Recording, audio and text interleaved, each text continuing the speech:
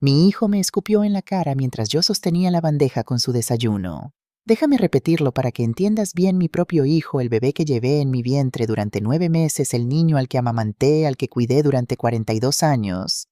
Me escupió en el rostro. «Eres un estorbo, vieja inútil», me dijo, y luego me empujó con tanta fuerza que caí al suelo de la cocina. La bandeja se estrelló contra las baldosas de Talavera, esas mismas baldosas que mi esposo Antonio y yo habíamos elegido con tanto cuidado hace 25 años cuando construimos esta casa con nuestras propias manos. Me quedé ahí tirada con 69 años, sintiendo el frío del piso contra mi mejilla. Pero lo que más me dolió no fue la caída, ni siquiera fue la saliva que me corría por la cara. Fue darme cuenta de algo que había negado durante 3 años. Mi hijo se había convertido en un monstruo, y yo había ayudado a crearlo. Mientras él se alejaba maldiciendo porque su desayuno estaba en el suelo, yo permanecía ahí inmóvil.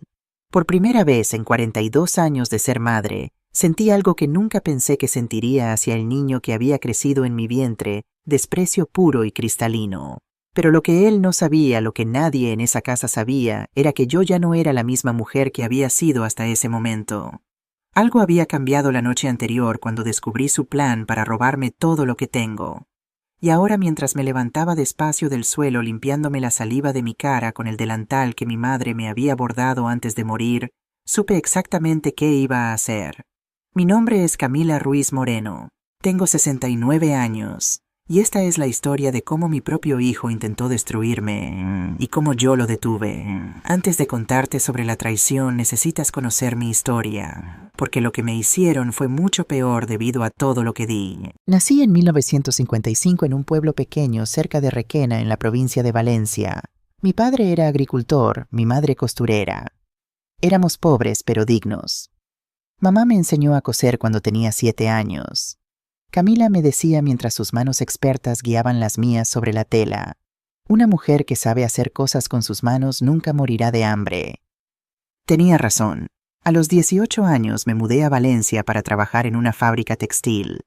Ganaba 15,000 pesetas al mes, casi nada, pero ahorraba cada céntimo que podía. Vivía con otras 3 chicas en un apartamento minúsculo en Benimaclet. Comíamos pan con tomate casi todas las noches. A veces, si teníamos suerte, un poco de jamón. Pero yo tenía un sueño: algún día tendría mi propia casa, un lugar que nadie pudiera quitarme. Conocí a Antonio Ruiz en 1974 en la Feria de Julio. Yo tenía 19 años, él 22. Era albañil, un trabajador de la construcción con las manos callosas, pero con el corazón más dulce que he conocido. No era guapo según los estándares convencionales, era bajito, un poco robusto, con el pelo siempre lleno de polvo de cemento. Pero cuando me miraba, sentía que era la mujer más hermosa del mundo. Nos casamos 6 meses después, en febrero de 1975. La boda fue modesta: 20 personas en la iglesia de San Miguel y una comida sencilla en casa de sus padres. Mi vestido lo hice yo misma, trabajando en él durante las noches después de mi turno en la fábrica. No teníamos dinero para luna de miel. Antonio tuvo que trabajar al día siguiente de la boda. Pero éramos felices. Dios mío, éramos tan felices. Durante los primeros años vivimos en un apartamento alquilado en Patraix. 2 habitaciones pequeñas, un baño compartido con otra familia. Yo seguía trabajando en la fábrica, Antonio en la construcción. Cada céntimo que ganábamos después de pagar el alquiler y la comida iba a nuestra cuenta de ahorros. Teníamos un cuaderno donde anotábamos cada peseta. Para nuestra casa, decía Antonio cada vez que depositábamos dinero. Para el lugar donde criaremos a nuestros hijos. En 1982 finalmente pasó. Encontramos un terreno en las afueras de Requena. No era mucho: 500 metros cuadrados de tierra seca, pero era nuestro. Costó 800,000 pesetas. Habíamos ahorrado durante 7 años para el pago inicial. Y entonces comenzamos a construir. Antonio trabajaba en construcciones durante la semana. Los fines de semana trabajábamos en nuestra propia casa. Él ponía los ladrillos, yo mezclaba el cemento. Mis manos, que habían cosido durante años, aprendieron a sostener la paleta, a nivelar las paredes, a colocar las baldosas. Recuerdo estar embarazada de 7 meses de Javier bajo el sol de agosto, mezclando cemento en un cubo de plástico azul. El sudor me corría por la espalda. Mis pies estaban hinchados. Pero yo sonreía porque estaba construyendo el futuro de mi hijo. Camila, descansa, me decía Antonio. El bebé estará bien, respondía yo. Está aprendiendo que en esta familia trabajamos duro por lo que queremos. Javier nació el 5 de mayo de 1983, en medio de los festejos y los cohetes. Un bebé robusto y saludable de 3.8 kilos. Antonio lloró cuando lo sostuvo por primera vez. Nuestro hijo tendrá una casa, susurró. Una casa de verdad. Tardamos 3 años en terminar la construcción. 3 años de fines de semana, días festivos, vacaciones. En 1985 finalmente nos mudamos. Era una casa modesta, 3 habitaciones, 2 baños, una cocina grande con esas baldosas de Talavera que tanto me gustaban, un pequeño jardín donde plantamos naranjos y jazmines. Pero era nuestra, completamente nuestra. Recuerdo la primera noche que dormimos allí. Javier tenía 2 años y dormía en su cuna nueva en su propia habitación. Antonio y yo nos acostamos en nuestro dormitorio, el dormitorio que habíamos construido con nuestras propias manos, y nos abrazamos. Lo logramos, Cami, dijo él. Construimos un hogar para nuestra familia. No sabía entonces que esa casa, ese hogar que construimos con tanto amor y sacrificio, se convertiría en el campo de batalla donde perdería a mi hijo. Javier fue un niño brillante desde pequeño. No digo esto como madre orgullosa ciega a los defectos de su hijo. Era objetivamente inteligente. A los 4 años ya leía. A los 6 resolvía problemas matemáticos que sus compañeros no entendían. Sus maestros siempre decían lo mismo: Javier tiene potencial. Con la educación correcta puede llegar lejos. Y yo estaba determinada a darle esa educación. Verás, Antonio y yo nunca tuvimos grandes oportunidades educativas. Yo terminé la secundaria básica, Antonio apenas completó la primaria. Trabajábamos con nuestras manos, con nuestros cuerpos. No había nada de malo en eso, era trabajo honesto, trabajo digno. Pero queríamos más para nuestro hijo. Así que trabajé más. Además de mi trabajo en la fábrica textil, comencé a coser ropa en casa por las noches. Vestidos de novia, trajes de comunión, arreglos de ropa. Me quedaba despierta hasta las 2, 3 de la mañana con los dedos sangrando de tanto coser para ganar dinero extra. Antonio tomó trabajos adicionales.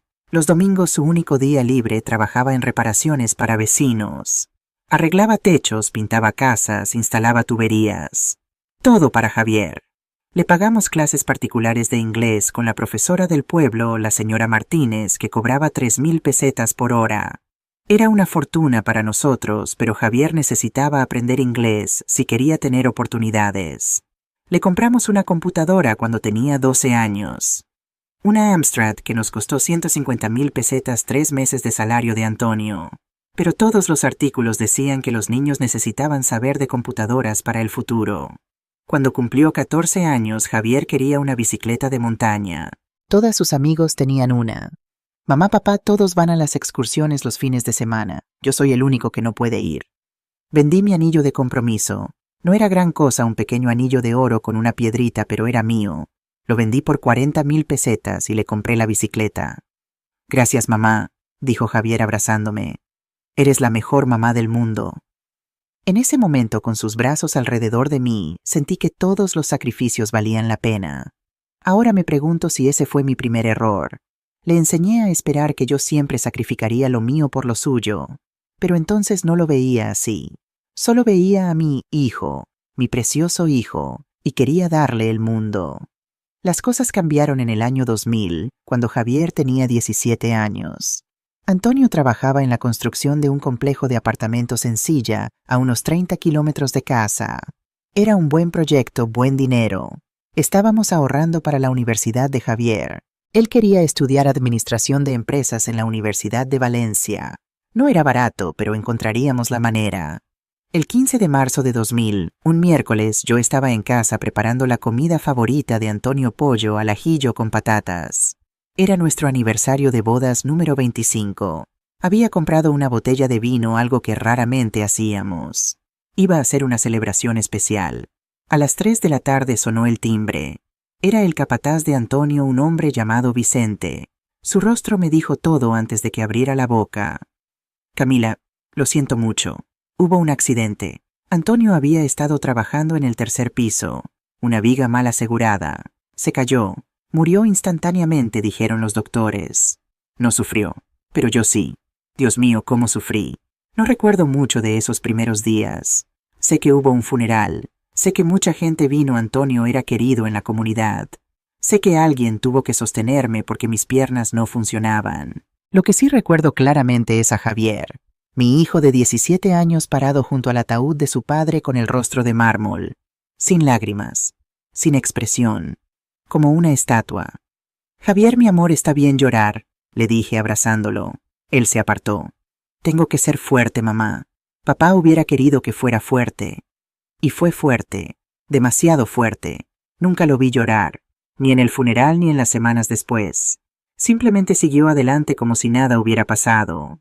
Ahora, 24 años después, me pregunto si ese fue el momento en que algo dentro de él se rompió. Si el dolor que nunca procesó se convirtió en la rabia que finalmente volvió contra mí. Pero entonces yo no lo entendía. Solo veía a mi hijo tratando de ser valiente y lo amaba por ello. Después de la muerte de Antonio había dinero del seguro de vida, 3.5 millones de pesetas, unos 21.000 euros. No era mucho, pero era algo. Ese dinero combinado con mi pensión de viuda y mi trabajo nos permitiría sobrevivir. Pero yo quería más que sobrevivir. Quería que Javier tuviera su futuro. Así que tomé 2 trabajos de limpieza en casas de familias ricas en la ciudad de Valencia. Me levantaba a las 5 de la mañana, tomaba el autobús a las 6. Limpiaba la casa de la familia Sánchez de 7 a 11, luego la casa de la familia Ortega de 12 a 4. Llegaba a casa a las 6 de la tarde, preparaba la cena y luego cosía hasta la medianoche. Javier estudiaba. Eso era todo lo que tenía que hacer. Estudiar. Le preparaba sus comidas favoritas, lavaba su ropa, me aseguraba de que tuviera todo lo que necesitaba para la universidad. Libros, materiales, incluso dinero para salir con sus amigos los fines de semana. No te preocupes por el dinero, mi amor, le decía. Solo concéntrate en tus estudios. Papá hubiera querido que tuvieras la mejor educación. Y Javier estudió. Se graduó en Administración de Empresas en 2006 con buenas notas. No excelentes, pero buenas. El día de su graduación lloré. Lloré tanto que mi vecina Marta tuvo que darme té de tila para calmarme. Ahí estaba mi hijo con su birrete y su toga sosteniendo su diploma. El primer universitario de nuestra familia. Antonio, susurré mirando al cielo, nuestro hijo lo logró. Si Antonio hubiera estado vivo, tal vez las cosas habrían sido diferentes. Tal vez él hubiera visto lo que yo no quise ver, que al darle todo a Javier, al no pedirle nada a cambio, estaba criando a un hombre que esperaría que el mundo le debiera algo. Pero Antonio no estaba, solo estaba yo. Y yo amaba a mi hijo más que a mi propia vida. Ese fue mi segundo error, amarlo más de lo que me amaba a mí misma. Javier conoció a Rosa Méndez en el verano de 2018. Él tenía 35 años trabajando en una empresa de logística en Valencia. No ganaba mucho, unos 2.000 euros al mes, pero era un trabajo estable. Vivía en un apartamento compartido con 2 compañeros en Ruzafa, pagando 400 euros de alquiler. Yo le daba dinero extra cuando lo necesitaba, por supuesto. Para comida, para ropa, para gasolín, para su coche usado. Solo hasta que consiga un ascenso, mamá, decía siempre. Y yo siempre decía que sí. Rosa apareció un domingo de julio cuando Javier me trajo a casa para conocerme. La recuerdo perfectamente. ¿Cómo podría olvidarla? Llevaba un vestido rojo ajustado, tacones de al menos 10 centímetros, el pelo oscuro perfectamente peinado en ondas que parecían salidas de un salón profesional. Sus uñas, Dios mío, sus uñas eran largas y rojas como garras de sangre. Su maquillaje era perfecto, delineador negro, labios rojos brillantes, pestañas que parecían alas de pájaros exóticos. Olía a perfume caro. Más tarde supe que era Chanel No. 5. 100 euros la botella. Yo estaba en la cocina con mi delantal viejo, mis manos ásperas de tanto trabajar, mi pelo gris mal recogido en un moño. Había pasado toda la mañana preparando una comida especial, paella valenciana auténtica, hecha con el arroz bomba de calasparra, pollo y conejo de la carnicería del pueblo Azafrán Real, que había comprado específicamente para esta ocasión. Mamá, dijo Javier con una sonrisa que no le había visto en años. Ella es Rosa, mi novia. Rosa me extendió su mano no para estrechar, sino como si esperara que se la besara como a una reina. Sus uñas rojas brillaban bajo la luz de la cocina. Encantada de conocerte, Camila, dijo. No, señora Ruiz, no, encantada de conocer a la madre de Javier. Solo Camila, como si fuéramos amigas de la misma edad. El placer es mío, respondí secándome las manos en el delantal antes de tocar brevemente las suyas. Sus manos eran suaves, sin callos, sin cicatrices. Manos que nunca habían trabajado duro. Huele delicioso, dijo Rosa mirando alrededor de la cocina con una expresión que no pude descifrar entonces. Ahora sé que era evaluación. Estaba catalogando cada centímetro de mi casa, calculando su valor. Gracias, mi amor. Es paella valenciana hecha como la hacía la abuela de Antonio. Espero que te guste. Nos sentamos a la misma mesa de madera que Antonio había construido hace 20 años. Serví la paella con orgullo. Era perfecta, el arroz en su punto exacto, el socarrat crujiente en el fondo. Javier comió con entusiasmo como siempre. Rosa probó un bocado, luego dejó su tenedor. Está interesante, dijo, pero no como carbohidratos después de las 6. Estoy en dieta cetogénica. Me quedé congelada con mi tenedor a medio camino de mi boca. Oh, fue todo lo que pude decir. No sabía... Podría prepararte una ensalada. No te preocupes, dijo Rosa con una sonrisa que no llegaba a sus ojos. Comeré cuando lleguemos a casa.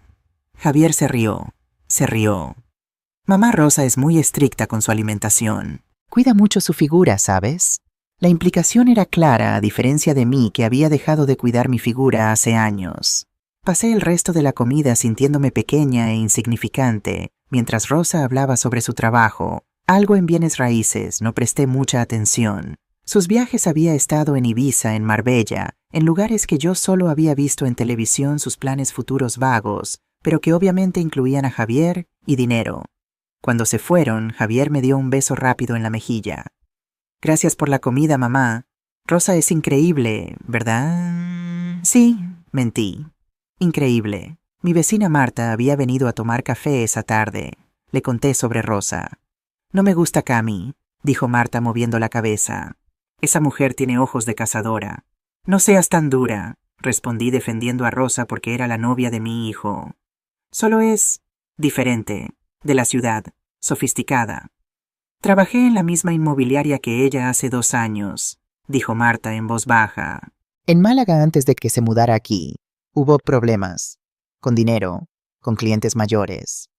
¿Qué tipo de problemas? No puedo decir mucho, pero escuché que estafó a una anciana. Algo sobre convencerla de vender su apartamento por mucho menos de su valor, quedándose con una comisión enorme. La empresa la despidió discretamente para evitar un escándalo.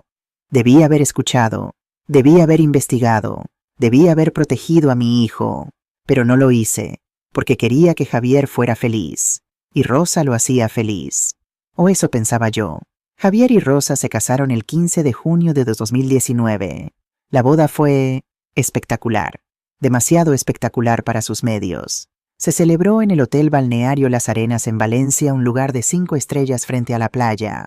150 invitados, comida gourmet, barra libre durante toda la noche, una banda en vivo que según supe después cobró 3.000 euros. El vestido de Rosa costó 4.500 euros. Lo sé porque Javier me lo dijo cuando me pidió ayuda con los gastos.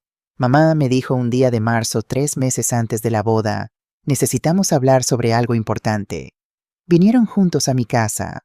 Rosa se sentó en mi sofá como si fuera un trono, con sus uñas recién hechas, esta vez doradas, tamborileando sobre el brazo. La boda va a costar más de lo que pensábamos, comenzó Javier sin mirarme a los ojos. El hotel, la comida, todo es más caro, y queremos que sea perfecto. Es nuestro día especial. ¿Cuánto necesitan? Pregunté, aunque algo dentro de mí ya sabía que no me gustaría la respuesta. 15.000 euros, dijo Rosa mirándome directamente. Es tu único hijo, Camila. Solo se casa una vez. 15.000 euros. Era casi todo lo que me quedaba del seguro de vida de Antonio, más mis ahorros de 5 años de trabajo. Yo no sé si tengo tanto, empecé a decir. Por favor, mamá, dijo Javier, y por primera vez en meses me miró realmente. Significaría mucho para nosotros. Papá hubiera querido que mi boda fuera especial. Y ahí estaba, la carta del padre muerto. Sabía que no podía negarme. Déjame ver qué puedo hacer, dije finalmente. Vacié mi cuenta de ahorros, 15.000 euros exactos. Todo lo que había guardado para emergencias, para mi vejez, para... Ya ni siquiera recuerdo para qué más. Se lo di a Javier una semana después en un sobre blanco. Gracias, mamá, dijo besándome la frente. Eres la mejor. Rosa tomó el sobre sin decir gracias. Solo sonrió. El día de la boda llegó. Yo me puse mi mejor vestido, uno azul marino que había usado en la boda de mi prima 5 años atrás. No tenía dinero para comprar uno nuevo. Me hice un moño simple, un poco de maquillaje, mis zapatos viejos pero cómodos. Rosa estaba despampanante en su vestido de encaje blanco con un velo de 3 metros de largo y una tiara que brillaba con cristales de Swarovski. La ceremonia fue en una capilla pequeña y bonita. El cura dijo palabras hermosas sobre el amor y el compromiso. Javier lloró. Rosa no. Luego vino la recepción. Me senté en una mesa en el fondo del salón. La mesa número 12, lejos de la mesa principal donde estaban los novios y sus amigos más cercanos. Estaba sentada con gente que no conocía, primos lejanos de Rosa, compañeros de trabajo de Javier, a quienes nunca había visto. En la mesa principal escuché a Rosa presentar a Javier a sus amigos. Este es mi esposo Javier Ruiz. Trabaja en logística, tiene un gran futuro por delante. Nunca mencionó quién había pagado la mitad de esa boda. Nunca me presentó a sus amigos. Cuando subí para darle un abrazo de felicitación, se puso rígida como si mi toque la contaminara. Gracias por venir, Camila, me dijo con una sonrisa falsa. No gracias por todo, mamá. Solo gracias por venir, como si fuera una invitada cualquiera. Esa noche, manejando de vuelta a Requena sola en mi viejo Seat Ibiza, lloré. No lágrimas de alegría por la boda de mi hijo, sino lágrimas de algo que no pude identificar entonces. Ahora sé qué era la pérdida. El primer atisbo de comprensión de que había perdido a mi hijo, no a una mujer que lo amara, sino a una que vio en él y en mí una oportunidad. Durante el primer año de su matrimonio, Javier y Rosa vivieron en un apartamento alquilado en Valencia. Un piso pequeño de 2 habitaciones en Benimaclet, cerca del trabajo de Javier. El alquiler era 850 euros al mes. Yo ayudaba, por supuesto. Solo hasta que nos establezcamos, mamá, decía Javier cada vez que le transfería 300 euros, lo cual era cada 2 meses. Luego cada mes, luego cada 2 semanas. Rosa había conseguido un trabajo en una agencia inmobiliaria, pero según ella las comisiones eran impredecibles. Algunos meses son buenos, otros no tanto, decía. Nunca vi evidencia de los meses buenos. En diciembre de 2019 llegó la pandemia. El mundo se cerró. Javier siguió trabajando, logística era esencial, pero con el salario recortado al 70%. Rosa perdió su trabajo completamente cuando la agencia inmobiliaria cerró. En mayo de 2020 vinieron a visitarme. Era un sábado por la tarde. Yo estaba en el jardín podando los naranjos que Antonio había plantado hace 30 años. Mamá, necesitamos hablar, dijo Javier, y su tono me hizo dejar las tijeras de podar inmediatamente. Nos sentamos en la mesa de la cocina. Rosa tenía los brazos cruzados mirando por la ventana. Javier jugaba con sus manos nervioso. No podemos pagar el alquiler, dijo finalmente. Con mi salario recortado y Rosa sin trabajo, es imposible. Nos van a desalojar si no pagamos los 3 meses que debemos. Mi corazón se hundió. ¿Cuánto deben? 2.550 euros, dijo Rosa volviéndose para mirarme. Pero ese no es el punto. El punto es que no podemos seguir tirando dinero en alquiler. Es una pérdida total. ¿Qué proponen? Pregunté, aunque ya sabía la respuesta. Esta casa es demasiado grande para ti sola, dijo Rosa mirándome fijamente. 4 habitaciones, 2 baños. Tú aquí sola. Nosotros pagando 850 euros al mes por un apartamento pequeño. No tiene sentido. ¿Quieren mudarse aquí? Pregunté lentamente. Temporalmente, dijo Javier rápido, demasiado rápido. Solo hasta que nos recuperemos financieramente. 6 meses, tal vez 1 año. Así podemos ahorrar para nuestra propia casa. Y tú no estarías sola. Nos cuidaríamos mutuamente, como una familia. Miré a mi hijo. Vi esperanza en sus ojos, pero también algo más. Desesperación, vergüenza, no estaba segura. Y no estarías sola, añadió Rosa, su voz súbitamente suave, casi cariñosa. A tu edad vivir sola puede ser peligroso. ¿Qué pasa si te caes? Si te enfermas, nosotros estaríamos aquí para cuidarte. A tu edad, como si 65 años fueran 90. Pero la idea de tener a mi hijo cerca de nuevo, de ser parte de su vida diaria, de tal vez ser útil, era tentadora. Está bien, dije finalmente. Pueden quedarse, temporalmente. Rosa sonrió. Javier me abrazó. Gracias, mamá. No te arrepentirás. pero sí me arrepentí. Dios mío, cómo me arrepentí. Se mudaron una semana después. Llegaron con un camión de mudanza lleno de muebles, muchos más de los que pensé que tendrían en un apartamento pequeño. Cajas y más cajas de ropa, zapatos, decoraciones. ¿Dónde guardaste todo esto en el apartamento?, pregunté mirando la montaña de pertenencias. Oh, teníamos algunas cosas en almacenamiento, dijo Rosa vagamente. Es bueno finalmente tener espacio para todo.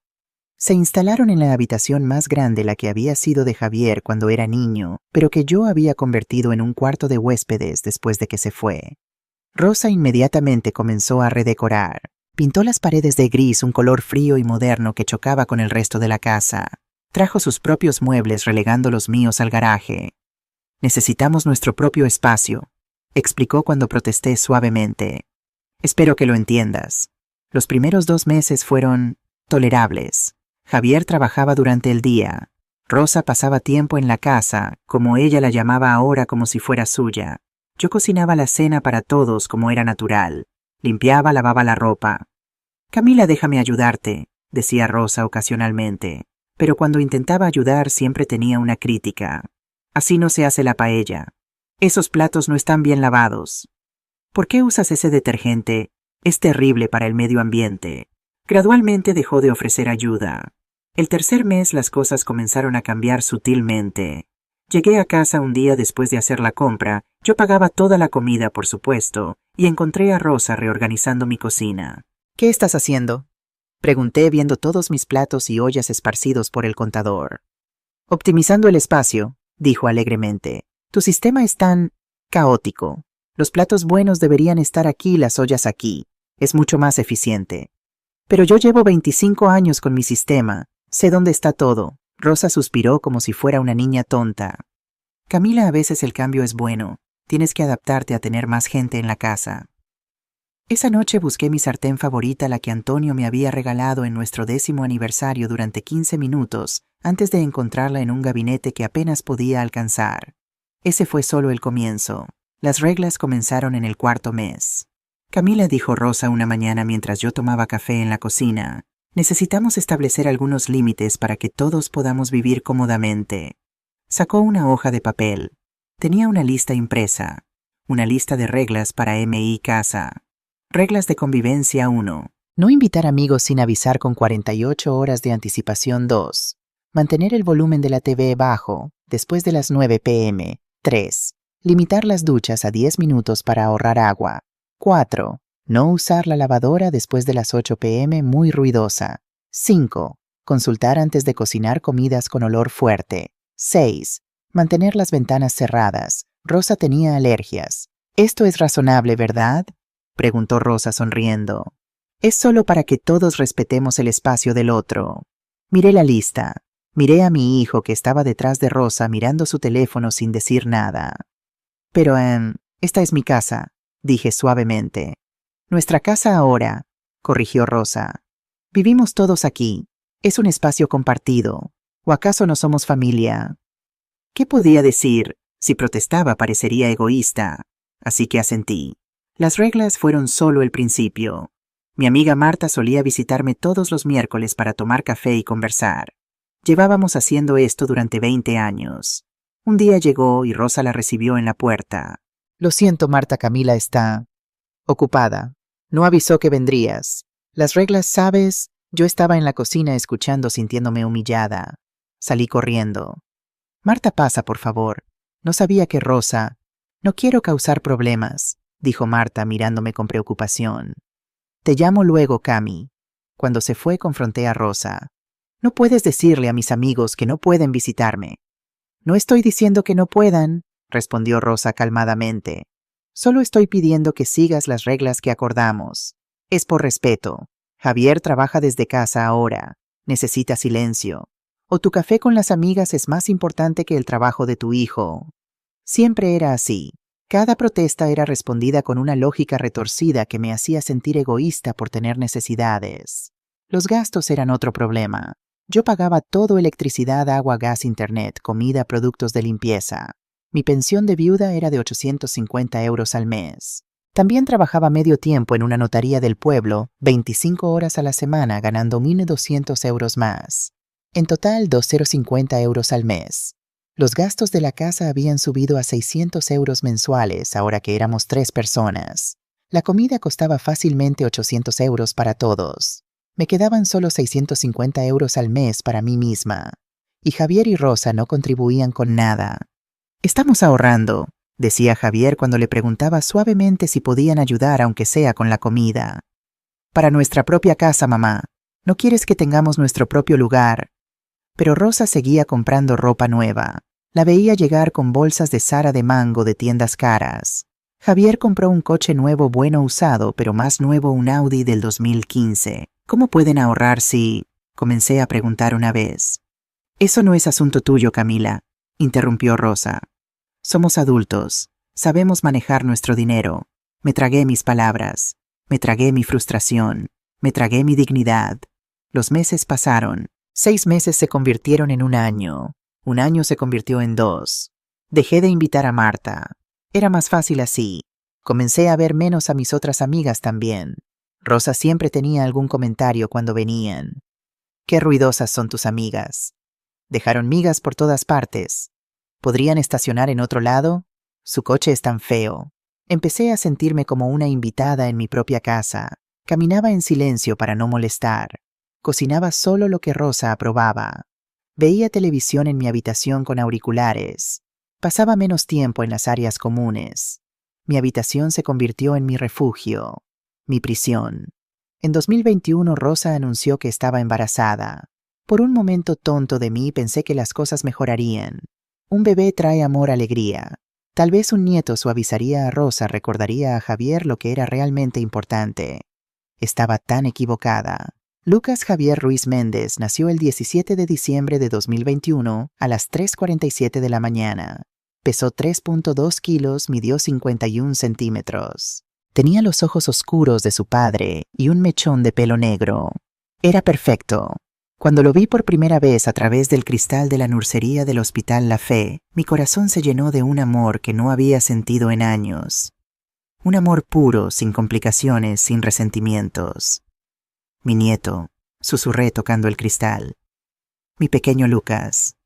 Rosa había tenido un parto difícil, 36 horas de labor, y estaba exhausta. Javier no se había apartado de su lado en todo ese tiempo. Yo había esperado en la sala de espera tejiendo una manta azul, bebiendo café malo de máquina, rezando. Cuando finalmente trajeron a Lucas a la habitación de Rosa, me permitieron entrar. «¿Quieres cargarlo, mamá?», preguntó Javier, y en su voz escuché un eco del niño dulce que había sido.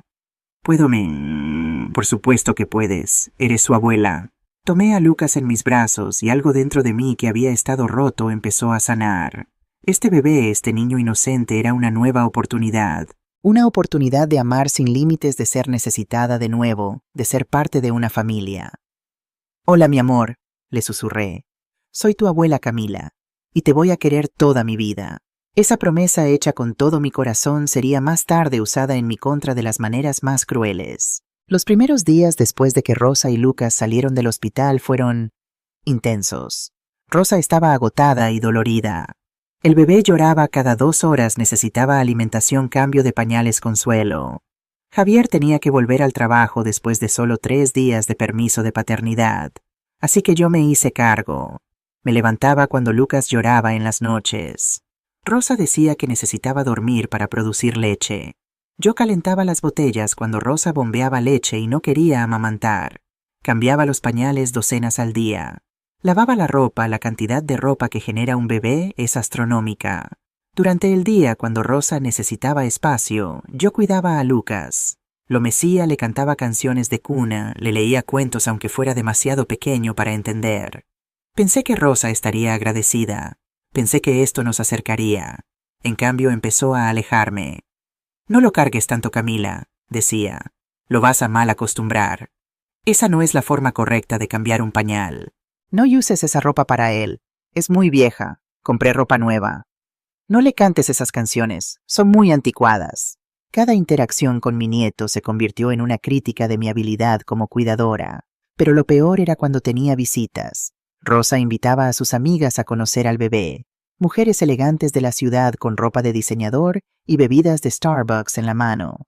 Yo servía café, ofrecía galletas que había horneado especialmente. «Oh, ¿ella es tu suegra?», preguntaban como si fuera una curiosidad. «Sí», decía Rosa. «Vive aquí con nosotros. Nos ayuda con las cosas de la casa. Nos ayuda, como si fuera una empleada, no la dueña de la casa donde vivían gratis. Cuando las amigas se iban, yo recogía las tazas sucias, limpiaba las migas. Nadie decía gracias». Una tarde, aproximadamente 3 meses después del nacimiento de Lucas, estaba en la cocina preparando puré de calabaza para el bebé. Rosa estaba en su habitación supuestamente descansando, pero la oí hablar por teléfono. No es ideal», decía, «pero es gratis. Y ella hace todo el trabajo sucio. Solo tengo que aguantar sus comentarios anticuados y sus intentos de meterse en la crianza de Lucas». Hubo una pausa mientras la otra persona hablaba. «¿Cuánto tiempo más?» «No sé. Javier dice que necesitamos al menos 2 años más para ahorrar lo suficiente. El problema es que la casa está a nombre de ella. Si estuviera a nombre de Javier, podríamos usarla como garantía para un préstamo. Pero la vieja se niega a transferirla». Mi corazón dejó de latir. Javier está trabajando en ello. Tiene un plan. Solo necesitamos ser pacientes. Y mientras tanto tenemos una niñera gratis y no pagamos ni alquiler ni servicios. No está mal, ¿verdad? Risas. Dejé caer la cuchara en el fregadero. El ruido metálico fue fuerte. La conversación de Rosa se detuvo abruptamente. «Tengo que irme», dijo rápidamente. Me fui a mi habitación antes de que saliera. Me senté en el borde de mi cama temblando. No había malentendido posible. Rosa había dicho claramente que querían que pusiera la casa a nombre de Javier, que tenían un plan. ¿Qué tipo de plan? Esa noche en la cena observé a Javier y Rosa cuidadosamente. Actuaban normalmente normales para ellos. Rosa se quejó de que la pasta estaba muy blanda. Javier revisó su teléfono durante toda la comida. «Javier», dije finalmente, «necesitamos hablar sobre el futuro». Él levantó la vista. «¿Qué futuro, Coam? ¿Cuándo planean mudarse?» Dijeron 6 meses, tal vez 1 año. Han pasado casi 2 años. Rosa y Javier intercambiaron una mirada. «Mamá», dijo Javier con un suspiro, «sabes que estamos ahorrando, pero con el bebé es difícil. Todo es tan caro. Pañales, fórmula, ropa. Yo compro todo eso», dije suavemente. «Bueno, sí, lo apreciamos», intervino Rosa. «Pero hay otros gastos, y el mercado inmobiliario está loco ahora. No podemos permitirnos nada decente. ¿De verdad quieres que tu nieto viva en un lugar horrible solo porque tienes prisa por recuperar tu espacio?» Ahí estaba otra vez. La culpa, la manipulación, hacerme sentir egoísta por querer mi propia casa de vuelta. «No es eso», empecé. «¿Entonces qué es?», preguntó Javier, su tono volviéndose frío. «¿No nos quieres aquí? ¿No quieres conocer a tu nieto?» «Por supuesto que quiero». «Porque podríamos irnos», dijo Rosa levantándose y tomando a Lucas de su silla. «Encontraríamos algo. No queremos ser una carga. Vamos, Javier». «No, espera», dije odiándome por las palabras pero sin poder detenerlas. «No tienen que irse. Solo estaba preguntando. Nada más». Rosa se detuvo, una ligera sonrisa en sus labios. «Bien, porque Lucas necesita a su abuela. ¿Verdad, mi amor?» Me sentí como una tonta manipulada, pero no sabía qué más hacer. Los meses siguientes fueron peores, mucho peores. Septiembre de 2024. Lucas tenía casi 3 años. Yo tenía 69 años y me sentía como si tuviera 90. Mis manos, que habían construido una casa ladrillo por ladrillo, ahora temblaban por la artritis. Mis rodillas crujían cada vez que subía las escaleras. Mi espalda dolía constantemente de tanto limpiar, lavar, cargar a Lucas cuando lloraba en las noches. Pero el dolor físico no era nada comparado con el dolor de vivir como una extraña en mi propia casa. Era un martes por la tarde. Yo estaba en la notaría donde trabajaba organizando documentos de herencia para la señora Dolores Martínez, una cliente de 82 años. «Mi hijo quiere que ponga mi apartamento a su nombre», me decía mientras revisábamos los papeles. «Dice que es para evitar impuestos de herencia. ¿Es buena idea, Camila?» Algo en su pregunta me hizo detenerme. Miré su rostro arrugado, sus ojos preocupados. «Señora Dolores», dije cuidadosamente, «¿por qué su hijo quiere esto ahora? ¿Hay alguna urgencia?» «Bueno, él dice que es inteligente desde el punto de vista financiero y que de todas formas será suyo algún día. ¿Por qué esperar?» «¿Vive con usted?» «Sí, desde que se divorció hace 2 años. No paga alquiler, por supuesto. Es mi hijo. Pero últimamente, no sé, a veces siento que me trata como un estorbo en mi propia casa. Sus palabras resonaron en mí como una campana. Era mi propia historia saliendo de la boca de otra mujer. Señora Dolores, dije lentamente, antes de hacer cualquier cosa, puedo sugerirle que hable con un abogado independiente, no el de su hijo, uno propio, solo para asegurarse de que entiende todas las implicaciones. ¿Crees que mi hijo...? No terminó la pregunta, pero el miedo en sus ojos lo dijo todo. No estoy diciendo que su hijo tenga malas intenciones, mentí gentilmente. Solo digo que cuando se trata de propiedades y dinero, es inteligente tener asesoramiento profesional, por su propia protección. Ella asintió lentamente. Tienes razón. Es solo que... es mi hijo. Se supone que puedo confiar en él. Se supone, repetí en voz baja. Esa noche no pude dormir. Seguía pensando en la señora Dolores, en sus palabras. Se supone que puedo confiar en él. ¿Cuándo había dejado de confiar en mi propio hijo? Me levanté a las 3 de la mañana, incapaz de seguir dando vueltas en la cama. Bajé a la cocina para hacer té de tila. La casa estaba silenciosa excepto por el tic-tac del reloj de pared que Antonio había comprado en una subasta hace 30 años. Mientras esperaba que el agua hirviera, escuché un ruido. Voces bajas viniendo del estudio, la habitación que Javier había convertido en su oficina. Me acerqué silenciosamente. La puerta estaba entreabierta apenas unos centímetros. La luz de una laptop iluminaba el interior. No puede seguir siendo un problema, decía Rosa. Su voz era tensa, frustrada. Lo sé, respondía Javier. Pero no puedo simplemente obligarla. Necesita firmar voluntariamente. Pues encuentra la manera. Ya llevamos casi 4 años aquí. 4 años, Javier. 4 años sin pagar un euro de alquiler. 4 años usando sus servicios gratis. Y todavía no tenemos acceso a su activo más valioso. Mi corazón empezó a latir más rápido.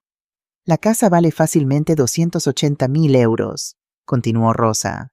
Con eso como garantía podemos sacar un préstamo de al menos 200.000, pagar todas nuestras deudas e invertir el resto. ¿Y qué pasa con mamá? Hubo una pausa. Luego Rosa habló, y su voz era tan fría que me dio escalofríos. ¿Qué pasa con ella? La casa seguirá a su nombre legalmente. Solo estaremos usando su valor como garantía. Ella ni siquiera tiene que saberlo si hacemos las cosas bien. Y para cuando se entere, bueno, será demasiado tarde. No sé, Rosa. Es mi madre. Tu madre que te ha estado controlando toda tu vida, dijo Rosa con veneno. Tu madre que te hace sentir culpable por cada cosa. Tu madre que llora y se hace la víctima cada vez que queremos hacer algo sin su permiso. ¿De verdad quieres seguir siendo su niñito a los 42 años? Silencio. Piénsalo, Javier. Con 200.000 euros podemos empezar de nuevo. Podemos pagar mis deudas de las tarjetas de crédito, tus préstamos, el coche, todo. Y todavía nos quedará suficiente para invertir, tal vez abrir un negocio. Podemos ser independientes finalmente. Y si no puede pagar el préstamo, si el banco viene por la casa, ese es su problema, no nuestro. Debió haber pensado en eso antes de ser tan egoísta con su propiedad. Además, para entonces ya tendremos nuestro dinero. Podemos irnos, empezar en otra ciudad, en Barcelona tal vez, lejos de aquí, lejos de ella. Mi mano voló a mi boca para sofocar un grito. Dame 2 semanas, dijo Javier finalmente, y mi corazón se rompió con sus palabras. Encontraré la manera de que firme los papeles. Bien, porque si no, Javier, lo haré yo misma, y no te gustará cómo lo haga. Retrocedí silenciosamente de vuelta a la cocina. El agua había hervido y se había enfriado. Mis manos temblaban tan fuerte que apenas pude sostener la tetera. Mi hijo, mi precioso hijo, al que había dado todo, estaba planeando robarme. No solo mi casa, sino mi futuro, mi seguridad, todo lo que me quedaba de Antonio. ¿Y Rosa? Rosa no era solo una nuera difícil, era una estafadora, una criminal que había encontrado en mi hijo a su cómplice perfecto. Me senté en la mesa de la cocina mientras el amanecer comenzaba a iluminar el cielo. Y por primera vez en 4 años vi todo con claridad. No podía seguir así. No podía permitir que me destruyeran. Necesitaba ayuda profesional, y sabía exactamente a quién llamar. Fernando Alcázar había sido amigo de Antonio desde la infancia. Crecieron juntos en Requena, jugaron al fútbol juntos, fueron juntos al servicio militar. Mientras Antonio se convirtió en albañil, Fernando estudió Derecho, se mudó a Valencia, abrió su propio bufete especializado en Derecho de Familia y Protección de Personas Mayores. Había venido al funeral de Antonio, había llorado conmigo, había ofrecido ayuda si alguna vez la necesitaba. Camila, Antonio era como un hermano para mí, me había dicho ese día terrible. Si alguna vez necesitas algo, lo que sea, solo tienes que llamar. 24 años después, finalmente hice esa llamada. Fernando Alcázar, abogado, contestó una voz profesional. Fernando, soy Camila, Camila Ruiz, la viuda de Antonio. Hubo una pausa, luego su voz se suavizó. Camila, Dios mío, ¿cuántos años han pasado? ¿Cómo estás? Necesito ayuda, dije y mi voz se quebró. Necesito ayuda legal, y no sé en quién más confiar. Dime cuándo puedes venir. Mañana mismo si quieres. Mañana a las 10 no puedo hacerlo más tarde. Tengo que decirle a mi hijo que voy al médico. Hubo otra pausa. Camila, ¿estás bien? ¿Estás segura? No, dije honestamente. No estoy bien, pero voy a estarlo. Mañana te cuento todo. El miércoles a las 9 de la mañana le dije a Rosa que tenía cita con el médico para mi artritis. Ni siquiera levantó la vista de su teléfono. Bien, no tardes. Lucas tiene cita con el pediatra a las 3 y necesito que te quedes con él mientras voy. ¿No estás bien? ¿No quieres que te acompañe?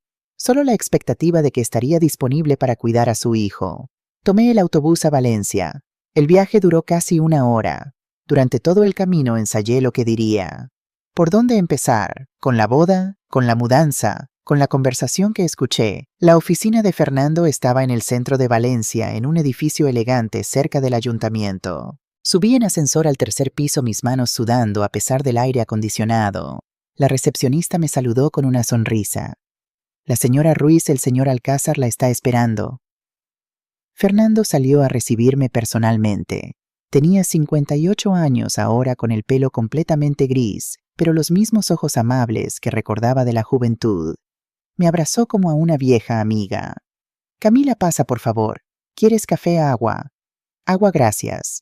Su oficina era acogedora, estantes llenos de libros legales, fotografías de su familia, diplomas en las paredes. Me senté en una silla de cuero frente a su escritorio. Cuéntame todo, dijo simplemente. Y tómate todo el tiempo que necesites. Así que hablé. Durante 3 horas le conté todo. La boda, el dinero que di, la mudanza temporal, que nunca terminó, las reglas en mi propia casa, Rosa y sus amigas, el aislamiento de mis propias amistades, Lucas y cómo era usado como herramienta de manipulación, los gastos que yo pagaba sola, y finalmente la conversación que escuché. Fernando tomaba notas cuidadosamente. De vez en cuando hacía preguntas. ¿Tienes evidencia de los gastos que pagas? Sí, todas las facturas están a mi nombre. Guardo todos los recibos. ¿Alguna vez te han amenazado físicamente? Dudé. No exactamente, pero a veces siento miedo. Rosa tiene un temperamento. Y Javier ya no es el hijo dulce que era. Hay rabia en él. La veo en sus ojos cuando lo contradigo. ¿Te ha puesto la mano encima alguna vez? No, todavía no, pero tengo miedo de que pueda pasar.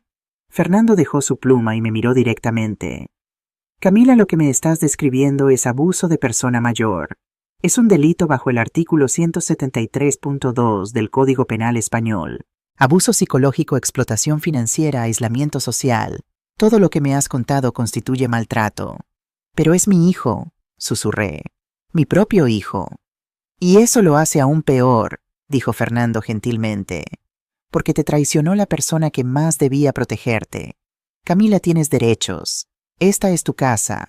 Puedes desalojarlos con 30 días de notificación. Puedes, si quieres, presentar cargos por explotación financiera. No quiero meter a mi hijo en la cárcel, dije rápidamente. Entiendo, pero necesitas protegerte. Déjame investigar un poco. Quiero saber más sobre esta Rosa. Si realmente están planeando usar tu casa como garantía fraudulentamente, necesitamos evidencia. Y necesitamos actuar antes de que lo hagan. ¿Qué sugieres? Dame 1 semana. Voy a contratar a una investigadora privada, a alguien de confianza. Vamos a averiguar exactamente con quién está viviendo tu hijo. Y mientras tanto, tú no firmes nada. ¿Me entiendes? Nada. No importa cuánto te presionen, cuánto lloren, cuántas promesas hagan. No firmes absolutamente nada. Y si me obligan, ¿tienes teléfono móvil con cámara? Sí, uno básico. Si alguna vez te amenazan, si alguna vez te sientes en peligro, grábalo. Y llámame inmediatamente. Tengo contactos en la Guardia Civil. Pueden estar ahí en minutos si es necesario. Me dio su tarjeta personal con su número de móvil escrito a mano en el reverso. Este es mi número privado. Llámame cualquier hora, día o noche. Hablo en serio, Camila. 3 de la mañana no me importa. Si me necesitas, llámame. Salí de su oficina sintiéndome extraña. No aliviada exactamente, pero tal vez empoderada. Por primera vez en 4 años, alguien me había escuchado sin juzgarme, sin decirme que estaba exagerando, sin sugerir que debía ser más comprensiva con mi familia. Alguien había validado mi dolor, mi miedo, mi situación, y alguien iba a ayudarme a pelear. Fernando trabajó rápido. Al día siguiente me llamó. Contraté a alguien. Se llama Isabel Moreno. Es la mejor investigadora privada que conozco, especializada en fraudes financieros y antecedentes. Va a investigar a Rosa y a Javier. Necesito que me envíes toda la información que tengas, nombres completos, fechas de nacimiento, números de identificación si los tienes. ¿Cuánto va a costar todo esto? Pregunté preocupada. Mi presupuesto ya era ajustado. No te preocupes por eso ahora. Podemos discutir honorarios cuando todo termine. Por ahora esto es por Antonio. Me lo debes hacer por Antonio. Esa noche busqué los documentos de identificación de Javier. Su DNI estaba en un cajón de su escritorio. Había encontrado una excusa para entrar mientras él estaba en el trabajo, y Rosa había salido a la peluquería. Para Rosa fue más difícil. Finalmente encontré su bolso colgado en el armario de su habitación. Mi corazón latía tan fuerte que pensé que me escucharían los vecinos. Saqué su DNI con manos temblorosas. Tomé una foto con mi teléfono. Lo devolví exactamente como estaba. Nombre completo: Rosa María Méndez Serrano. Fecha de nacimiento: 3 de abril de 1986. Lugar de nacimiento: Málaga. NIE X9E87T6543K. Envié toda la información a Fernando esa noche por email desde la biblioteca pública del pueblo. No me atrevía a usar internet en casa. La espera fue agónica. 5 días pasaron sin noticias. Durante esos 5 días todo continuó como siempre. Yo cocinaba, limpiaba, cuidaba a Lucas. Rosa se quejaba. Javier me ignoraba. Pero algo había cambiado en mí. Ahora, cuando Rosa me criticaba, en lugar de sentirme mal, tomaba nota mental. Evidencia. Cuando Javier me hablaba con desprecio, lo recordaba. Más evidencia. Ya no era una víctima pasiva. Era alguien reuniendo munición para una guerra. El lunes siguiente Fernando me llamó. Su voz sonaba tensa. Camila, necesito que vengas a la oficina. Mañana si puedes. He encontrado cosas. Cosas que necesitas saber. ¿Qué tipo de cosas? Mejor hablamos en persona. El martes a las 10 de la mañana estaba de vuelta en su oficina. Esta vez había otra persona ahí, una mujer de unos 40 años, cabello corto oscuro, vestida profesionalmente en un traje gris. Tenía una computadora portátil abierta y varias carpetas sobre el escritorio. Camila, ella es Isabel Moreno, presentó Fernando. Isabel Camila Ruiz. Nos dimos la mano. Su apretón era firme, confiado. Señora Ruiz, dijo Isabel, he estado investigando a Rosa María Méndez Serrano durante los últimos 5 días. Lo que he encontrado es preocupante. Abrió una carpeta y sacó varios documentos. Empecemos con su historial laboral. Rosa trabajó para Inmobiliaria Costa del Sol en Málaga entre 2013 y 2016. Fue despedida en marzo de 2016. La razón oficial fue reducción de personal, pero según mis fuentes hablé con 3 ex empleados, la verdadera razón fue fraude. Mi estómago se hundió. Rosa era agente de bienes raíces, continuó Isabel. Su especialidad al parecer era trabajar con clientes mayores. Personas de 65 años en adelante que querían vender sus propiedades. Hay 2 casos documentados, no fueron a juicio. Fueron resueltos fuera de la corte, donde Rosa convenció a clientes mayores de vender sus propiedades significativamente por debajo del valor de mercado a compradores, que resultaron ser asociados de ella. Las comisiones que recibió fueron astronómicas. ¿Quiénes fueron esas personas?, pregunté, mi voz apenas un susurro. Isabel consultó sus notas. Dolores Martínez Ramírez, de 78 años en ese momento, vendió su apartamento en Fuengirola por 150.000 euros cuando el valor real era de al menos 220.000. Rosa recibió una comisión de 12.000 euros. Dolores descubrió el fraude 6 meses después cuando un vecino le dijo cuánto valía realmente su apartamento. La familia amenazó con demandar.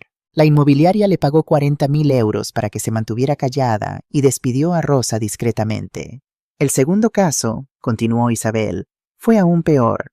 Ricardo Vázquez Moreno, de 81 años, viudo sin hijos. Rosa no solo lo convenció de vender su casa por muy poco, sino que, bueno, según los testimonios, ella se presentó como casi familia. Lo visitaba regularmente, le llevaba comida, le hacía compañía. Ganó su confianza completamente. Él cambió su testamento para dejarle 8.000 euros. Cuando murió solo 3 meses después de vender la casa, la familia extendida descubrió lo del testamento y la venta fraudulenta. Investigaron y encontraron que Rosa había estado aislando sistemáticamente a Ricardo de su familia. Me sentí mareada. Ella hizo exactamente lo mismo conmigo. Me está aislando de mis amigos, de mi familia extendida. Lo sé, dijo Isabel gentilmente. Es su patrón, su modus operandi. Se acerca a personas mayores con propiedades, gana su confianza o la confianza de sus hijos, y luego manipula la situación para beneficio financiero propio. Fernando intervino. Hay más, Camila. Isabel, muéstrale lo de Javier. Isabel sacó otro conjunto de documentos.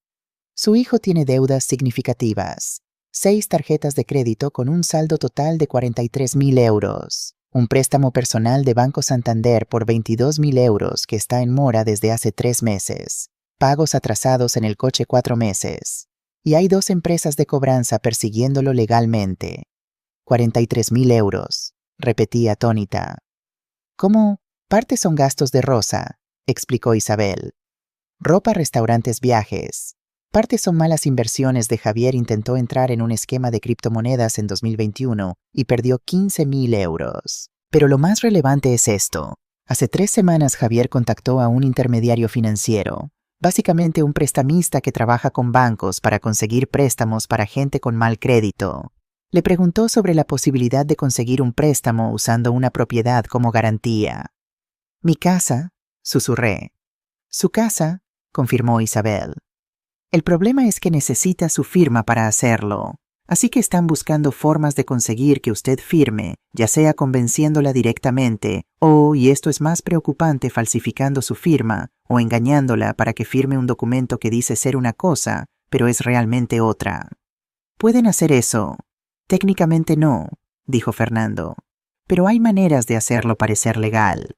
Por ejemplo, podrían decirte que estás firmando algo para reducir impuestos o actualizar el registro de propiedad cuando en realidad estás firmando una autorización para hipotecar. O peor, podrían falsificar tu firma es ilegal, pero para cuando se descubra el daño ya está hecho y el dinero desaparecido». Me recosté en la silla abrumada. Entonces todo este tiempo, ha sido un plan para robarme. «Sí», dijo Fernando simple y honestamente. «Lo siento, Camila. Sé que querías creer que tu hijo era una víctima de Rosa, pero la evidencia sugiere que él es un participante dispuesto. Él sabe sobre las deudas. Él contactó al intermediario financiero. Él está en esto con ella». Las lágrimas corrieron por mi rostro. No las detuve. «Mi hijo», dije, «mi propio hijo va a robarme. Va a dejarme sin casa, sin nada». «No si nosotros te ayudamos primero», dijo Fernando firmemente. «Camila, tienes opciones. Puedes desalojarlos legalmente. Puedes presentar una denuncia penal si intentan algo fraudulento. Puedes proteger tus activos ahora antes de que sea demasiado tarde». «Pero si los desalojo perderé a mi nieto», lloré. «Nunca me dejarán ver a Lucas otra vez». Isabel me pasó un pañuelo. «Señora Ruiz, permítame ser brutalmente honesta. Si no hace nada, los perderá de todas formas. Rosa y Javier no planean quedarse en Requena después de conseguir el dinero. Escuché rumores todavía sin confirmar de que Rosa ha estado buscando propiedades en Barcelona. Lejos de aquí, lejos de usted. El plan es conseguir el préstamo, tomar el dinero y desaparecer. Y cuando el banco venga a cobrar y usted no pueda pagar, perderá su casa. Terminará literalmente en la calle. ¿Cree que entonces le dejarán ver a Lucas?» Su dureza fue como una bofetada, pero necesitaba escucharla. «¿Qué debo hacer?», pregunté finalmente. Fernando se inclinó hacia adelante. «Primero protegemos la propiedad. Vamos a poner una nota en el registro de la propiedad indicando que cualquier transacción requiere verificación adicional contigo personalmente. Eso hará mucho más difícil que falsifiquen algo. Segundo, empezamos el proceso de desalojo, con 30 días de notificación como requiere la ley. Tercero, si hay cualquier amenaza o intento de coerción, lo documentamos todo y consideramos una orden de restricción. Pero antes de hacer nada, añadió Isabel, hay algo más que debes saber. Sacó otro documento. Este parecía una fotocopia de un extracto bancario. ¿Sabes algo sobre una cuenta en la Cooperativa de Construcción Valenciana a nombre de Antonio Ruiz Moreno? Parpadeé. No, Antonio trabajaba en construcción, pero nunca mencionó una cooperativa. Es porque probablemente no sabía del fondo él mismo, explicó Isabel. En los años 80 y 90, muchas empresas de construcción tenían fondos de pensiones para sus trabajadores. Aportaciones obligatorias como un seguro. Cuando Antonio murió en 2000, esas aportaciones quedaron congeladas en una cuenta. La cooperativa intentó contactarte. Hay registros de 3 cartas enviadas en 2006, pero todas fueron a tu dirección antigua en Patraix. Nunca las recibiste porque ya te habías mudado a Requena. Mi corazón empezó a latir más rápido. ¿Cuánto dinero hay en esa cuenta? Isabel sonrió. Era la primera vez que la veía sonreír. Con intereses acumulados durante 24 años, 87.000 euros. El mundo se detuvo. ¿Qué, Tom? Apenas pude formar la palabra. 87.000 euros, repitió Fernando. Legalmente tuyos. Antonio trabajó para empresas afiliadas a la cooperativa durante 23 años. Cada año le descontaban un pequeño porcentaje para este fondo. Cuando murió, esos fondos más los intereses pasaron a ser tuyos como viuda. Simplemente nunca lo reclamaste porque nunca supiste que existían. 87.000 euros, repetí como tonta. Era más dinero del que había visto en mi vida. Podemos iniciar el proceso de reclamación inmediatamente, dijo Fernando. Tomará unas 3 a 4 semanas para que los fondos sean transferidos a tu cuenta. Pero Camila, esto cambia todo. Esto significa que eres independiente. No necesitas a Javier. No necesitas a Rosa, puedes vivir cómodamente por años con ese dinero más tu pensión. Empecé a llorar de nuevo, pero esta vez eran lágrimas diferentes. No de dolor, sino de... ¿Alivio? ¿Esperanza, Antonio? Susurré mirando hacia arriba. Mi amor, todavía me estás cuidando. Los siguientes días fueron los más extraños de mi vida. Por fuera todo continuaba igual. Yo limpiaba, cocinaba, cuidaba a Lucas. Rosa se quejaba. Javier me ignoraba. Pero por dentro había cambiado por completo. Sabía la verdad, conocía sus planes, y estaba preparando mi contraataque. Fernando y yo hablábamos todos los días, pero yo solo lo llamaba desde la biblioteca pública o cuando salía a hacer compras. Nunca desde casa, nunca donde pudieran escucharme. El proceso de reclamación del dinero de Antonio estaba en marcha. Fernando había presentado todos los documentos necesarios. 3 semanas máximo, me aseguró. Y ese dinero será tuyo. También habíamos puesto la nota en el registro de propiedad. Cualquier intento de usar mi casa como garantía ahora requeriría mi presencia personal en la notaría con identificación oficial y confirmación de que entendía lo que estaba firmando. Era una red de seguridad, pero no infalible. Lo más importante, me recordaba Fernando constantemente, es que no firmes nada. No importa qué te digan, qué prometan, cómo lloren. Nada. Pero Javier y Rosa no sabían que yo sabía, y eso me daba poder.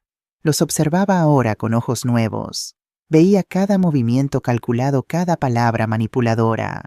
Era como ver una obra de teatro donde conocía el final, pero los actores no sabían que yo tenía el guión. Rosa se volvió más dulce de repente. Camila, hoy te ves cansada. ¿Por qué no descansas? Yo puedo preparar la cena. Por supuesto, la cena era pasta con salsa de frasco, pero era el gesto lo que importaba. Ella estaba siendo amable, preparándome. Javier empezó a pasar más tiempo conmigo. Mamá, ¿quieres ver una película esta noche? Podemos ver algo juntos como antes. Como antes. Como cuando era un niño y veíamos películas de Disney acurrucados en el sofá. La nostalgia como arma.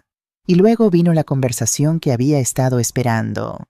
Era un viernes por la noche, mediados de octubre. Rosa había preparado una cena especial. Compró comida tailandesa para llevar, algo que nunca hacía porque era demasiado cara. Había vino también, un Rioja decente. Camila, siéntate, dijo Rosa sonriendo. Esta noche celebramos. ¿Celebramos qué?, pregunté tomando asiento.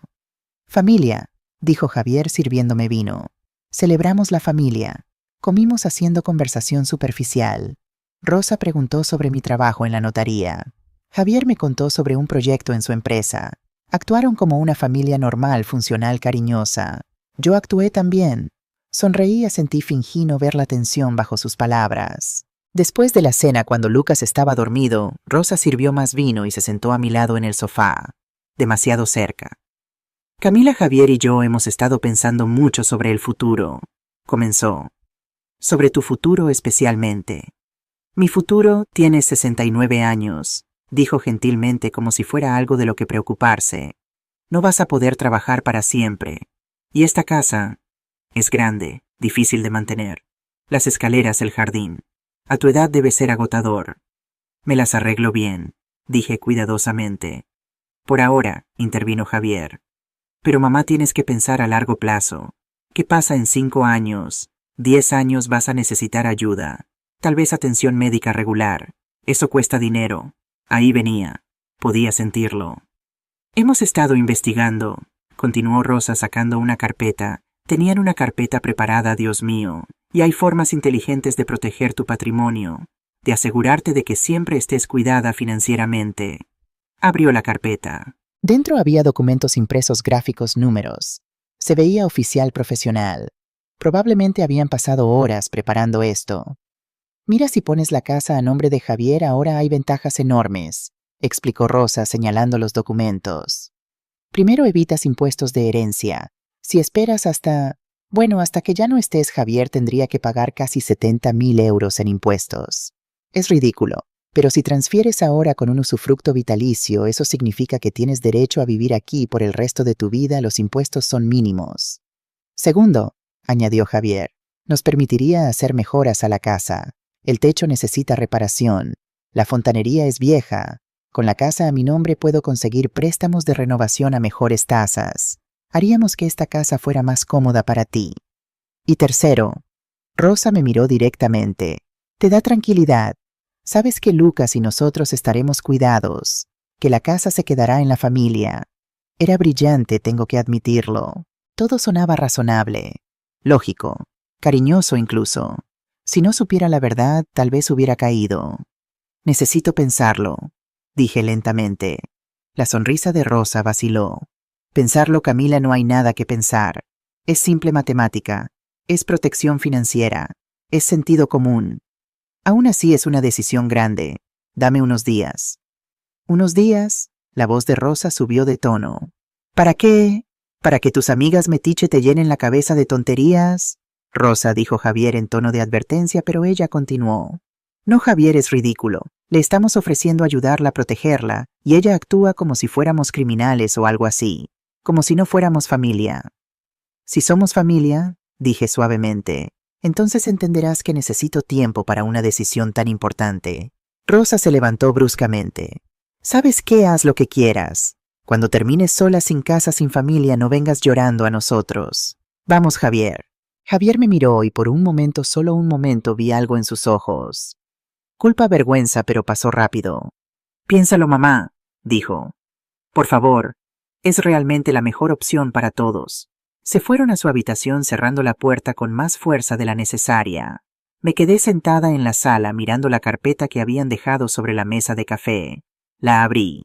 Los documentos parecían legales, profesionales. Pero escondida en la página 3 en letra pequeña, estaba la verdad. El propietario registrado tendrá derecho a hipotecar o vender la propiedad con el consentimiento del usufructuario o en caso de emergencia financiera demostrable. Emergencia financiera demostrable. Con 65.000 euros en deudas, Javier fácilmente podría argumentar una emergencia. Y entonces mi casa desaparecería. Tomé una foto de cada página con mi teléfono. Evidencia. Luego fui a mi habitación, cerré la puerta con llave y llamé a Fernando. Lo intentaron, le dije. Exactamente como dijiste que lo harían. ¿Firmaste algo? No, les dije que necesitaba tiempo para pensar. Bien, Camila, esto significa que van a aumentar la presión. Prepárate. Van a intentar manipularte emocionalmente, tal vez incluso intimidarte.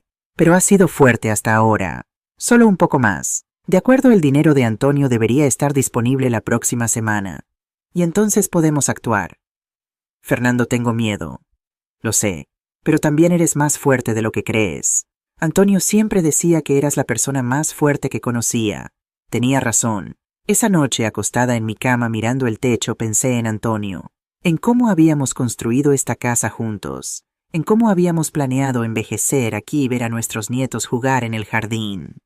Antonio, susurré en la oscuridad, voy a pelear, voy a salvar nuestra casa, te lo prometo. Y entonces por primera vez en 4 a los días siguientes fueron tensos. Rosa apenas me hablaba excepto para criticar. La comida está fría. Lucas necesita un baño. ¿Por qué no has limpiado el baño? Javier alternaba entre ignorarme completamente e intentar conversaciones forzadas. Mamá, ¿has pensado más sobre lo que discutimos?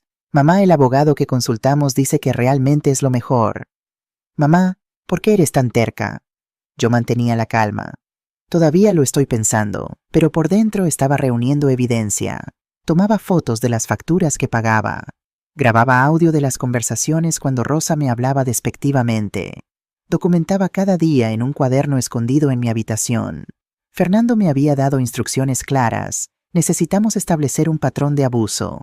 Cuanta más evidencia tengas, más fuerte será tu caso si ellos intentan luchar contra el desalojo. El martes de la siguiente semana, Fernando me llamó. Camila, el dinero está listo. 87.000 euros han sido transferidos a la cuenta nueva que abrimos a tu nombre. Estás oficialmente libre financieramente. Lloré en el baño de la biblioteca pública con el teléfono presionado contra mi oreja. Gracias, Fernando. Gracias por todo. Ahora viene la parte difícil, dijo. ¿Estás lista para proceder con el desalojo? Sí, dije y lo decía en serio. Estoy lista. Bien, vamos a preparar los documentos. Dame 3 días. Y Camila, cuando llegue el momento necesito que confíes en mí. Va a ser difícil. Va a doler.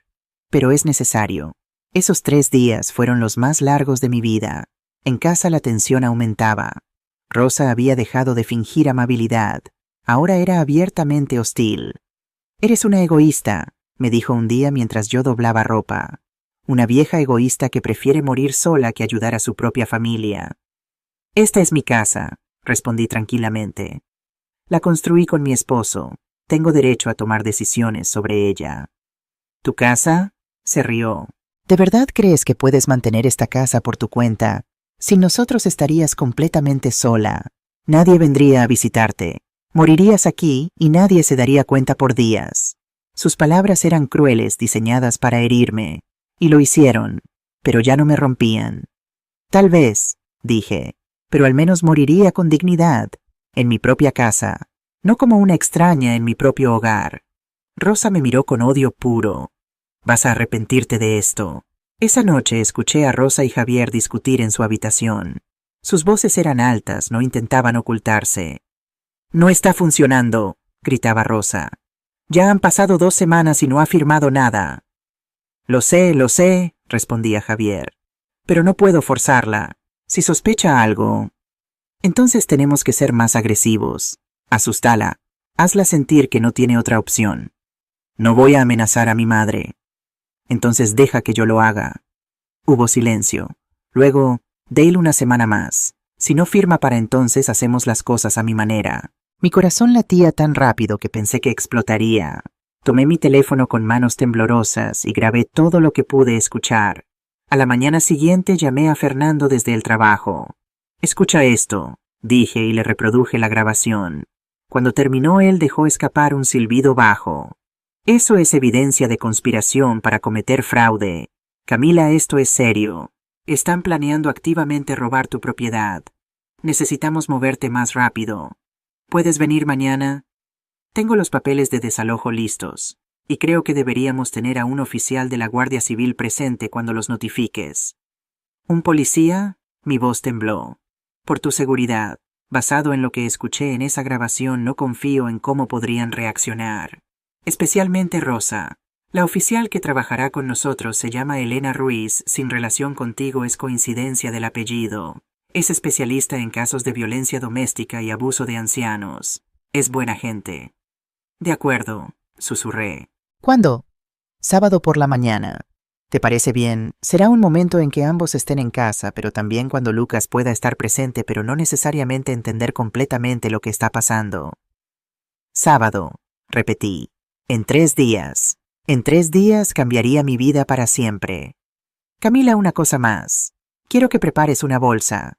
Documentos importantes, medicinas, algo de ropa. Déjala con tu vecina Marta o en tu coche, por si necesitas irte rápidamente. ¿Crees que me harían daño? No quiero arriesgarnos.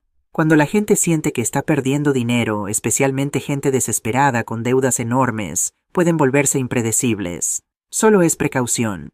Esa noche, mientras Javier y Rosa veían televisión, empaqué una pequeña maleta. Mi identificación, el título de propiedad de la casa que guardaba en mi habitación, mi certificado de matrimonio con Antonio, fotos de cuando Javier era pequeño, las joyas que me quedaban, mis medicinas. Lo escondí en el fondo de mi armario.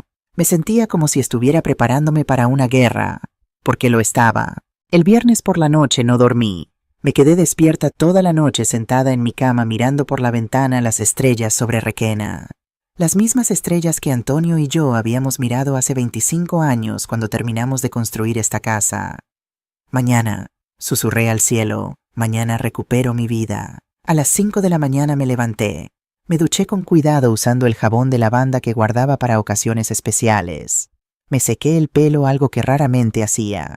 Me maquillé ligeramente, un poco de base para cubrir las ojeras, rímel, lápiz labial rosa pálido.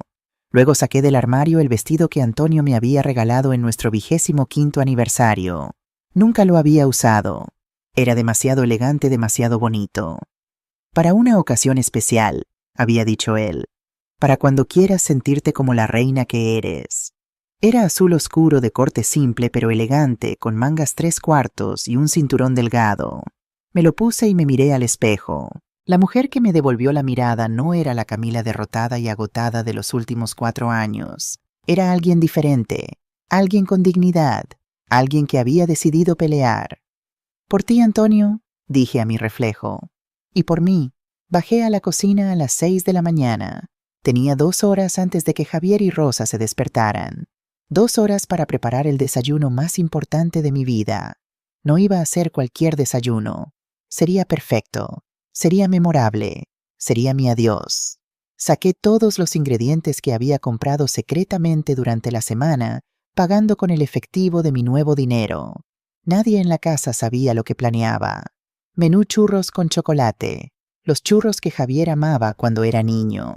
Cada domingo después de misa, Antonio le compraba 3 churros en la churrería de Don Manuel. Javier los mojaba en chocolate espeso, manchándose toda la cara riendo. Tenía 6 años y el mundo era simple. Tortilla española, la receta de la abuela de Antonio. Patatas cortadas finamente, cebolla caramelizada, huevos batidos hasta que estaban esponjosos como nubes. Antonio había perfeccionado esta receta durante 20 años de intentos. Me la enseñó pacientemente, corrigiendo el grosor de las patatas, el tiempo de cocción, el punto exacto para darle la vuelta. Pan con tomate. Pan rústico de la panadería del pueblo, tostado hasta que crujía, frotado con ajo y tomate maduro, rociado con aceite de oliva virgen extra de los olivares de Jaén, una pizca de sal marina. Simple, perfecto. Valencia. Jamón ibérico. No el jamón serrano normal que compraba. No, esta vez jamón ibérico de bellota de Guijuelo. 120 euros el kilo. Un lujo que nunca nos habíamos permitido. Pero hoy era necesario. Zumo de naranja, naranjas valencianas recién exprimidas. Tardé 40 minutos en exprimir suficientes naranjas para 3 vasos. Mis manos dolían, pero cada gota era oro líquido. Café con leche, café de Colombia molido fresco. Leche entera calentada exactamente a 65 grados. Ni muy caliente para quemar, ni muy fría para enfriarse rápido. Y en el centro de la mesa, flores. Jazmines del jardín, los que Antonio había plantado cuando nació Javier. Para que nuestra casa siempre huela dulce, había dicho. Mientras cocinaba, los recuerdos venían como olas. Javier con 3 años parándose en una silla en esta misma cocina, ayudándome a hacer tortilla. Más estorbo que ayuda, pero tan adorable con su delantal pequeño y sus manos llenas de huevo. Javier con 12 años llegando a casa de la escuela gritando «Mamá, saqué un 10 en matemáticas», y yo lo levantaba y lo hacía girar aunque ya era casi tan alto como yo. Javier con 18 años el día del funeral de Antonio de pie junto a mí en esta cocina diciendo «No te preocupes, mamá, yo te cuidaré ahora». ¿Cuándo había cambiado? ¿Cuándo el niño dulce se convirtió en el hombre que planeaba robarme? Tal vez siempre estuvo ahí. Tal vez yo simplemente no quise verlo. A las 8 de la mañana todo estaba listo. La mesa estaba puesta con el mantel de lino blanco que había sido de mi madre, las vajillas de porcelana del ajuar de boda, los cubiertos de plata que había pulido hasta que brillaban. Los churros estaban calientes, la tortilla perfecta, el jamón cortado en lonchas delgadas como papel. Era una mesa de celebración. O de funeral. A las 8:30 escuché pasos arriba. Javier bajó primero en pantalones de pijama y camiseta. «Mamá, ¿qué?» Se detuvo en seco al ver la mesa. «¿Qué es todo esto, Anne? Un desayuno especial», dije con una sonrisa. «Siéntate. Rosa también. Llámala». Él me miró con sospecha, pero subió a llamar a Rosa. Escuché sus voces murmuradas, luego ambos bajaron. Rosa llevaba una bata de seda cara, su pelo despeinado artísticamente. Incluso recién despierta su maquillaje era perfecto. «Camila, ¿qué está pasando?», preguntó Rosa con desconfianza. «¿Por qué toda esta producción es sábado?», dije alegremente. «Familia, pensé que sería bonito desayunar juntos, como una familia de verdad. Siéntense, por favor». Se miraron entre ellos, pero se sentaron. Serví café zumo, empecé a pasar los platos. Javier probó un churro. Cerró los ojos. «Dios, esto sabe exactamente como cuando era niño». «Esa era la idea», dije suavemente. Rosa picoteó el jamón. Incluso ella no pudo evitar un sonido de aprecio. «Esto es jamón ibérico de verdad». «¿Cuánto costó esto?» «No importa», respondí. «Hoy es un día especial». Comieron. Durante 15 minutos hubo solo el sonido de tenedores contra platos, tazas contra platillos. Lucas todavía dormía arriba. Era mejor así. A las 9 en punto exactamente sonó el timbre. Javier levantó la vista. «¿Quién puede ser a esta hora?»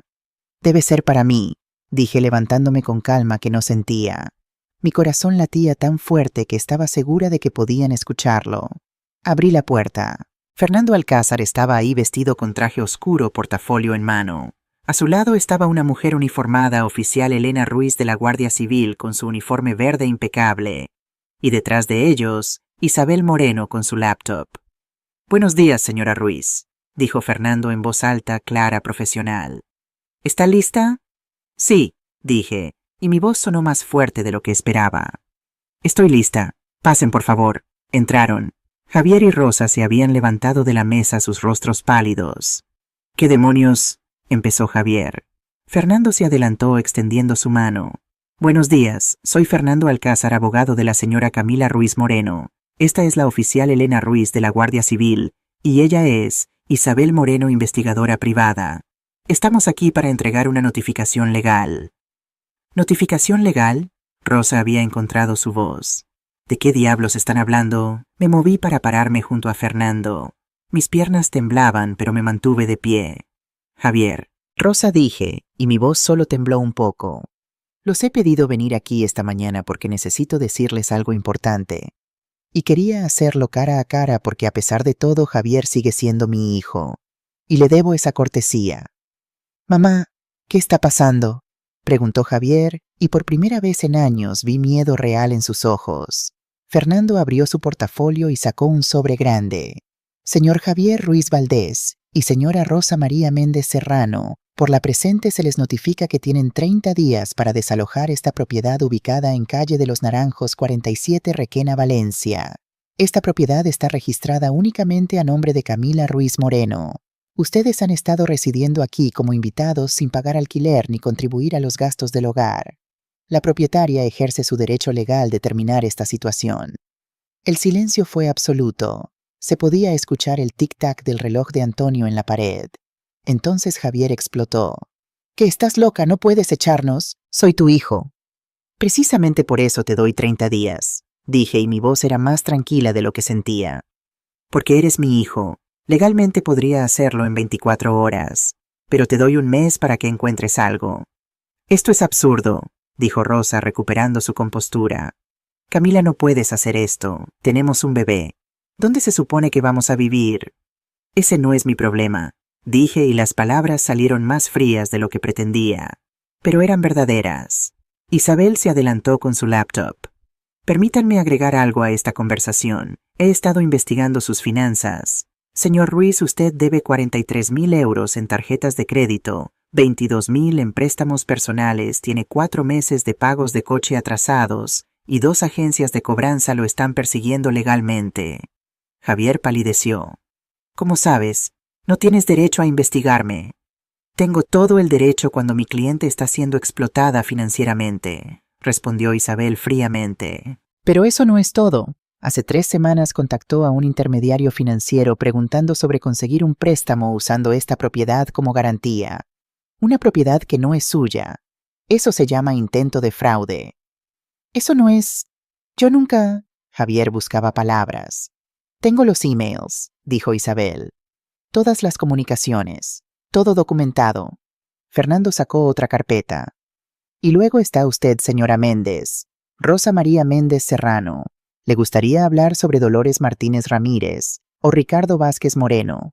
Rosa se congeló. No sé de qué hablas. Málaga 2015 y 2016. Inmobiliaria Costa del Sol. Fue despedida por fraude contra personas mayores.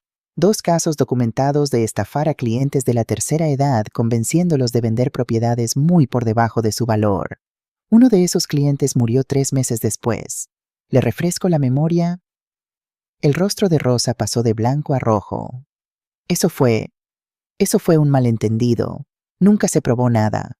Porque las familias aceptaron acuerdos extrajudiciales, interrumpió Isabel.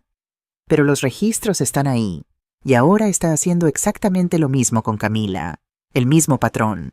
Ganar acceso a una persona mayor con propiedad, aislarla de su red de apoyo, manipularla para obtener control de activos. Es su modus operandi. Miré a mi hijo. Javier, ¿sabías esto? ¿Sabías que tu esposa es una estafadora profesional? Él no respondió, solo miraba el suelo.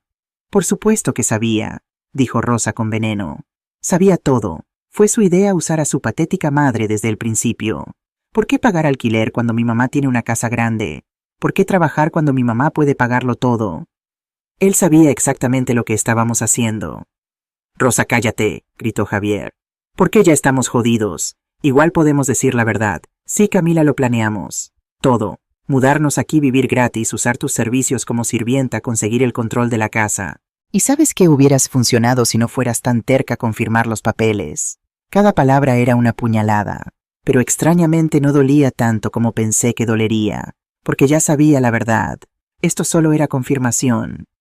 Tengo algo más que mostrarles, dije. Saqué mi teléfono y reproduje la grabación. Sus voces llenaron la sala. No está funcionando, ya han pasado 2 semanas y no ha firmado nada. Entonces tenemos que ser más agresivos. Asústala. Hazla sentir que no tiene otra opción. No voy a amenazar a mi madre. Entonces deja que yo lo haga. Cuando terminó, Javier tenía la cabeza entre las manos. Rosa me miraba con odio puro. Conspiración para cometer fraude, dijo Fernando. Intento de coerción, abuso financiero de persona mayor, todo documentado. La oficial Elena, que había estado callada hasta ahora, habló. Señor Ruiz, señora Méndez, cualquier acto de violencia o intimidación contra la señora Camila resultará en arresto inmediato. ¿Lo entienden? Esto no puede estar pasando, murmuró Javier. Esto no puede estar pasando. Y entonces mi hijo de 42 años empezó a llorar. Mamá, dijo, y su voz se quebró. Mamá, yo... Lo siento mucho. No quería... Yo solo... Tengo tantas deudas, tanto estrés. Y Rosa seguía diciendo que era la única manera, que tú tenías tanto y nosotros teníamos tan poco. Y yo solo quería... ¿Qué, Javier?, pregunté. ¿Qué querías? Quería ser alguien, dijo entre sollozos. No el hijo del albañil que construyó casas con sus manos. No el chico pobre de Requena. Quería ser más, como papá hubiera querido. Y ahí estaba, la herida que nunca sanó, la rabia hacia sí mismo por no ser suficiente, el dolor de perder a su padre a los 17 y nunca procesar ese duelo, todo eso retorcido y convertido en resentimiento hacia mí. Por un momento, solo un momento, quise abrazarlo. Quise decirle que todo estaría bien, que lo perdonaba, pero no podía. No esta vez. Javier, dije suavemente, tu padre era el hombre más honrado que conocí. Construyó casas con sus manos, sí. Trabajó duro cada día de su vida. Y estaba orgulloso de eso. Estaba orgulloso de ti. Pero no estaría orgulloso de esto, de cómo me has tratado, de lo que planeaban hacer. Lo sé, susurró. Dios, lo sé. Necesitas ayuda, hijo. Terapia. Para procesar la muerte de tu padre. Para manejar tus deudas. Para entender qué salió mal. Pero no puedo salvarte. Solo tú puedes hacer eso. Fernando extendió los documentos. 30 días. Pueden salir voluntariamente o podemos proceder con desalojo forzoso. Su elección. Rosa arrebató los papeles. Bien, nos iremos. Pero esto no terminará aquí, Camila. Te vas a arrepentir.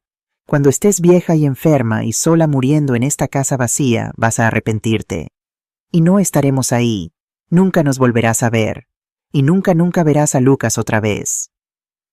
Sus palabras estaban diseñadas para destruirme. Y dolieron. Dios, cómo dolieron. Pero me mantuve firme. Si eso es lo que crees que es mejor para Lucas, dije, entonces esa es tu decisión. Pero algún día cuando sea mayor, cuando pueda entender, sabrá la verdad. Y entonces podrá decidir por sí mismo si quiere conocer a su abuela. Rosa se dio vuelta y subió las escaleras pisando fuerte. Javier se quedó un momento más mirándome. Lo siento, mamá, dijo de nuevo. Por todo. No respondí, porque las disculpas sin cambio son solo palabras. Subió lentamente las escaleras detrás de Rosa. Cuando se fueron me derrumbé en una silla. Fernando me puso una mano en el hombro. Lo hiciste bien, Camila. Tan bien. No se siente bien, dije. Se siente terrible. Lo sé, pero era necesario, y ahora eres libre. La oficial Elena se despidió profesionalmente. Isabel me dio su tarjeta. Si hay cualquier problema, llámame, día o noche. Cuando todos se fueron me quedé sola en mi cocina mirando el desayuno a medio comer sobre la mesa. Los churros fríos. La tortilla intacta. El café con leche con una película encima. El último desayuno que preparé para mi hijo. Lloré. Lloré como no había llorado desde que murió Antonio. Lloré por el niño dulce que Javier había sido. Lloré por la relación que nunca recuperaríamos. Lloré por Lucas, mi nieto, a quien tal vez nunca volvería a ver. Pero también lloré de alivio, de liberación, porque por primera vez en 4 años podía respirar. Mi vecina Marta tocó la puerta 1 hora después. Debió haber estado esperando que Fernando y los otros se fueran.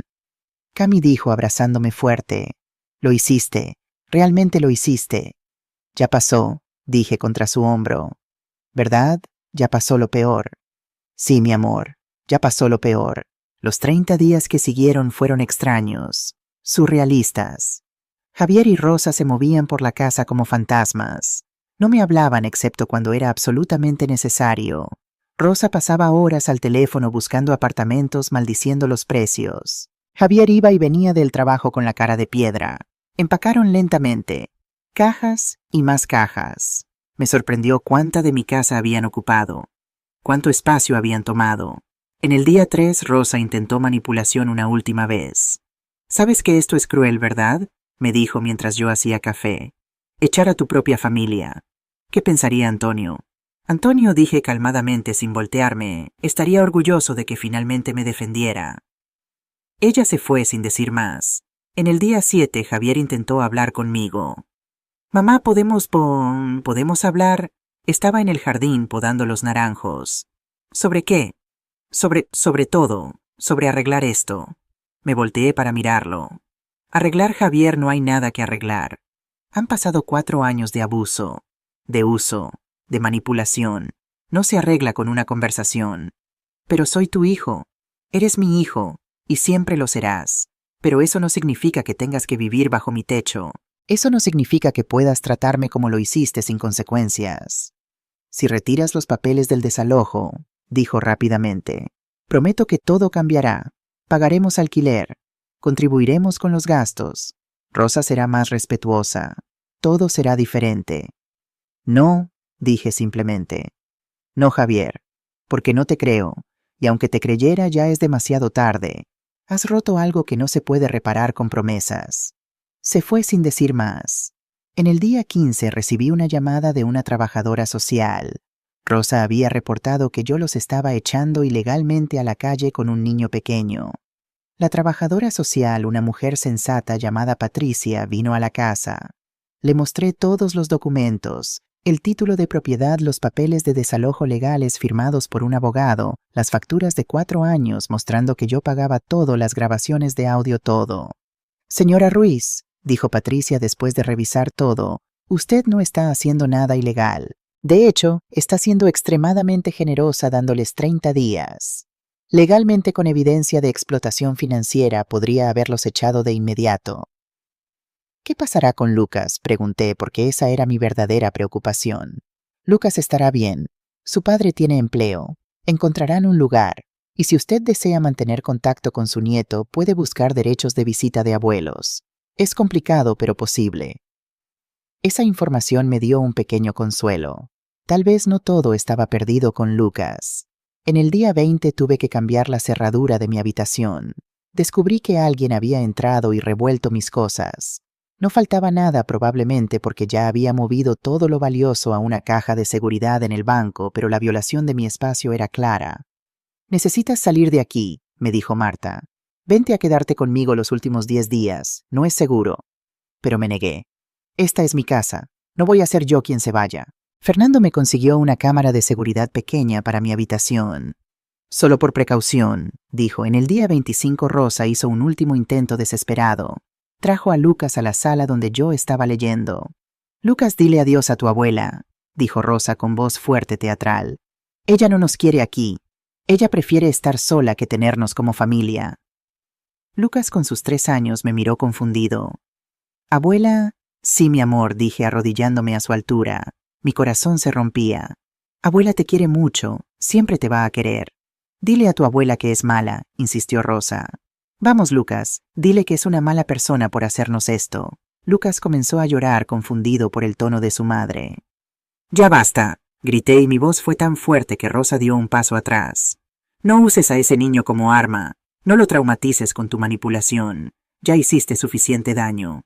Tú eres quien está haciendo daño, siseó Rosa, separando a un niño de su hogar. Este nunca fue tu hogar, dije fríamente. Siempre fue el mío. Tú solo vivías aquí, gratis, durante 4 años.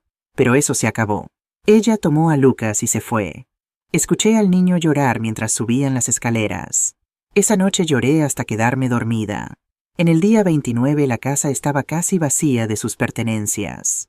Cajas apiladas en el vestíbulo, muebles vendidos o regalados. Solo quedaba un día. Esa noche Javier tocó mi puerta. Lo había cerrado con llave como hacía cada noche ahora. Mamá, ¿qué quieres, Javier? Solo quería decir que mañana nos vamos. Encontramos un apartamento en Paterna, 2 habitaciones. Es pequeño, pero me alegro de que encontraran algo, dije a través de la puerta cerrada. Mamá, ¿puedes abrir la puerta? Solo quiero verte. No, Javier. Es tarde. Hablamos mañana. Silencio.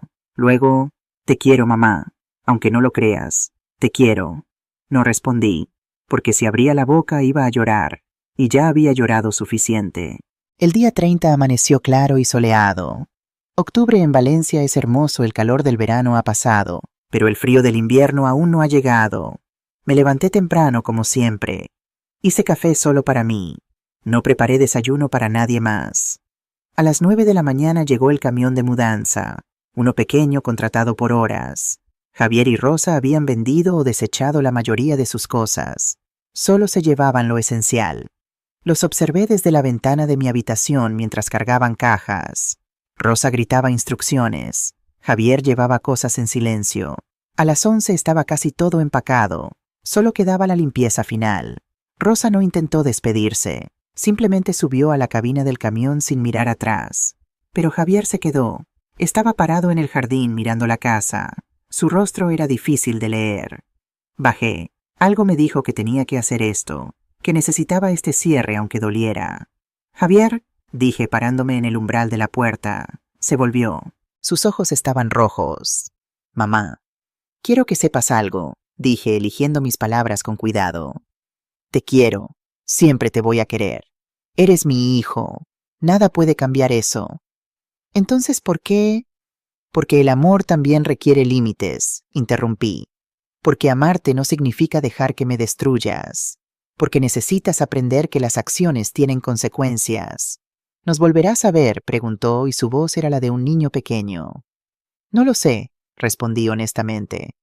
Tal vez algún día, cuando hayas hecho el trabajo, terapia real, pagando tus deudas, siendo un mejor hombre, pero no ahora. Ahora necesitas irte y arreglar tu vida, sin mí rescatándote. ¿Y Lucas? Mi corazón se apretó. Lucas siempre tendrá un lugar en mi corazón. Cuando sea mayor, si quiere conocerme, estaré aquí. Pero mientras tanto, sé un buen padre para él. Enséñale cosas mejores de las que tú aprendiste. Lágrimas corrían por su rostro. Lo siento, mamá. Lo siento tanto. Lo sé, dije suavemente. Pero lo siento no es suficiente. Los cambios reales son lo que importa. Rosa tocó la bocina del camión impaciente. Tengo que irme, dijo Javier. Sí, tienes que irte. Se acercó como si fuera a abrazarme, pero me mantuve firme en el umbral. Después de un momento dejó caer sus brazos. Adiós, mamá. Adiós, Javier. Lo observé subir al camión. Lo observé alejarse por la calle de los Naranjos. Observé hasta que el camión desapareció en la distancia. Entonces cerré la puerta y me derrumbé contra ella llorando. Marta llegó 20 minutos después. Me encontró en el suelo todavía llorando. Ya pasó, Cami, dijo sentándose a mi lado abrazándome. Ya pasó. ¿Por qué duele tanto? Lloré. Hice lo correcto, lo sé, pero duele tanto. Porque es tu hijo, dijo Marta simplemente. Siempre dolerá, pero el dolor significa que eres humana, que tienes corazón, y ese mismo corazón es el que finalmente te salvó. Nos quedamos ahí sentadas en el suelo del vestíbulo durante mucho tiempo. Eventualmente mis lágrimas se secaron, mi respiración se calmó. Ven, dijo Marta ayudándome a levantarme. Vamos a hacer té, y luego vamos a limpiar esta casa y hacerla tuya de nuevo. Y eso es exactamente lo que hicimos. Los primeros días después de que se fueron extraños. La casa se sentía demasiado silenciosa, demasiado vacía. Caminaba por las habitaciones todavía esperando escuchar a Lucas llorar, o a Rosa quejarse, o a Javier viendo televisión. Pero solo había silencio. Un silencio que gradualmente se volvió pacífico. Podía desayunar cuando quisiera. Podía ver mi programa de televisión favorito, un drama histórico que a Rosa le parecía aburrido, sin auriculares. Podía invitar a Marta a tomar café sin pedir permiso. Podía respirar. Con el dinero de Antonio contraté a un equipo de renovación. No grande, solo lo necesario. Pintaron las paredes de la habitación de Javier, ahora solo la habitación de invitados, de amarillo cálido, en lugar del gris frío que Rosa había elegido. Repararon el techo que había estado goteando. Arreglaron la fontanería vieja. Replanté el jardín. Jazmines nuevos, rosas, lavanda. El jardín que Antonio y yo habíamos diseñado juntos, que había sido descuidado durante 4 años, volvía a la vida. Recuperé mi casa, y al hacerlo recuperé partes de mí misma que había perdido. En noviembre, un mes después de que se fueran, empecé terapia con la doctora Beatriz Sánchez, una psicóloga especializada en trauma familiar y recuperación de abuso. Camila me dijo en nuestra primera sesión: necesitas entender que no tienes la culpa. Fuiste víctima de un patrón sistemático de abuso, abuso emocional, abuso financiero, aislamiento social. Estas son tácticas reales que la gente usa para controlar a otros. Pero es mi hijo, dije. Yo lo crié. Si se convirtió en esto, no es en parte mi culpa. Los padres influyen en sus hijos, sí, pero los adultos son responsables de sus propias elecciones. Javier eligió sus acciones. Rosa eligió sus tácticas. Tú no los obligaste a hacer nada de eso. Las sesiones eran difíciles. Confrontaba cosas sobre mí misma que no quería ver. Como tal vez había amado a Javier demasiado, tan desesperadamente, que nunca le había enseñado límites. Que tal vez mi propio miedo a estar sola me había hecho aceptar abuso que debía haber detenido antes. Pero también aprendí sobre mi fortaleza, sobre mi valor, sobre el coraje que tomó finalmente decir no. En diciembre me inscribí en clases de pintura en el Centro Cultural de Requena. Siempre había querido pintar, pero nunca había tenido tiempo. Mi profesora, una mujer enérgica de 50 años llamada Ana, me enseñó sobre colores y perspectiva y luz. No pienses demasiado, me decía. Solo siente, deja que el pincel vaya donde quiere ir. Mi primera pintura fue de la casa. No como era ahora, sino como había sido cuando Antonio y yo la terminamos de construir. Joven llena de promesas brillante bajo el sol español. La titulé El Principio. En enero empecé a hacer trabajo voluntario en Casa Refugio Teresa, un refugio para mujeres mayores que experimentaban abuso familiar. Mi historia resonaba con tantas mujeres ahí. Mujeres de 60, 70, 80 años, todas con historias similares. Hijos que las habían explotado. Familias que las habían usado. Si usted pudo hacerlo a los 69, me dijo una mujer de 75 llamada Carmen, entonces yo también puedo. Usted es mi inspiración. Nunca pensé que mi dolor podría ayudar a otras personas. Pero lo hizo. Formamos un grupo, nos llamamos Las Valientes. Nos reuníamos cada semana para té y conversación. Compartíamos nuestras historias, nuestros miedos, nuestras victorias. No estaba sola. Nunca había estado sola realmente. En febrero Marta me convenció de viajar con ella a Barcelona. Vamos, Cami. ¿Cuándo fue la última vez que hiciste algo solo por diversión? No podía recordar. Fuimos en tren. Nos quedamos en un hotel pequeño en el barrio gótico. Caminamos por las Ramblas. Visitamos la Sagrada Familia. Antonio siempre había querido verla, pero nunca encontramos el tiempo. Esto es por ti, mi amor, susurré mirando hacia arriba las torres imposibles de Gaudí. Comimos tapas en la Boqueria. Bebimos vino en un bar con vista al mar. Nos reímos como niñas. Me sentía viva de una manera que no había sentido en años. Junio de 2025, 8 meses después del desalojo. Estaba en el supermercado Mercadona en Valencia comprando provisiones para una cena que estaba planeando con Las Valientes. Empujaba mi carrito por el pasillo de pasta cuando lo vi. Javier. Estaba más delgado. Tenía ojeras. Su ropa estaba arrugada. Empujaba un carrito con Lucas sentado en el asiento infantil. Lucas había crecido. Estaba más alto, su cara había perdido la redondez de bebé. Llevaba una camiseta de Spider-Man. Nuestros ojos se encontraron. Por 5 segundos, tal vez menos, tal vez más, solo nos miramos. A través de un pasillo lleno de gente comprando espagueti y salsa de tomate, mi hijo y yo nos vimos realmente por primera vez en casi un año. Vi cansancio en sus ojos, tal vez arrepentimiento, tal vez vergüenza. ¿Qué vio él en los míos? No lo sé. Entonces Lucas me vio. Su rostro se iluminó. ¡Abuela!, gritó agitando sus bracitos. Mi corazón se rompió y sanó al mismo tiempo. Javier rápidamente empujó el carrito hacia el pasillo siguiente. Desaparecieron. Me quedé ahí agarrando una caja de pasta, mis manos temblando. Hubiera sido tan fácil seguirlos. Hubiera sido tan fácil rogar por un minuto con Lucas. Hubiera sido tan fácil romper mi propia regla, mis propios límites. Pero no lo hice, porque las personas que se aman también necesitan espacio para crecer, y perseguirlos no ayudaría a nadie. Terminé mi compra, conduje a casa, y solo entonces, sentada en mi coche en mi entrada, lloré. Esa noche no pude dormir. Seguía viendo el rostro de Lucas. Abuela, a la 1 de la mañana me levanté y escribí una carta. Querido Javier, te vi hoy en Mercadona. Vi a Lucas. Ha crecido tanto. No te seguí porque respetar los límites, tanto los tuyos como los míos, es algo que ambos necesitamos aprender. Pero quiero que sepas algunas cosas. Primero, te perdono, no porque lo que hiciste esté bien.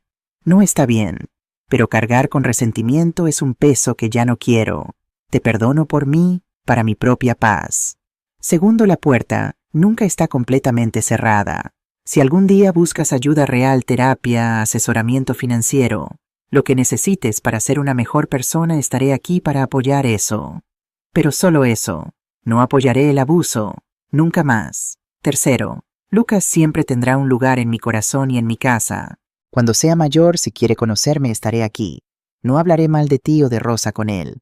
Eso no es mi lugar. Pero tampoco mentiré si pregunta.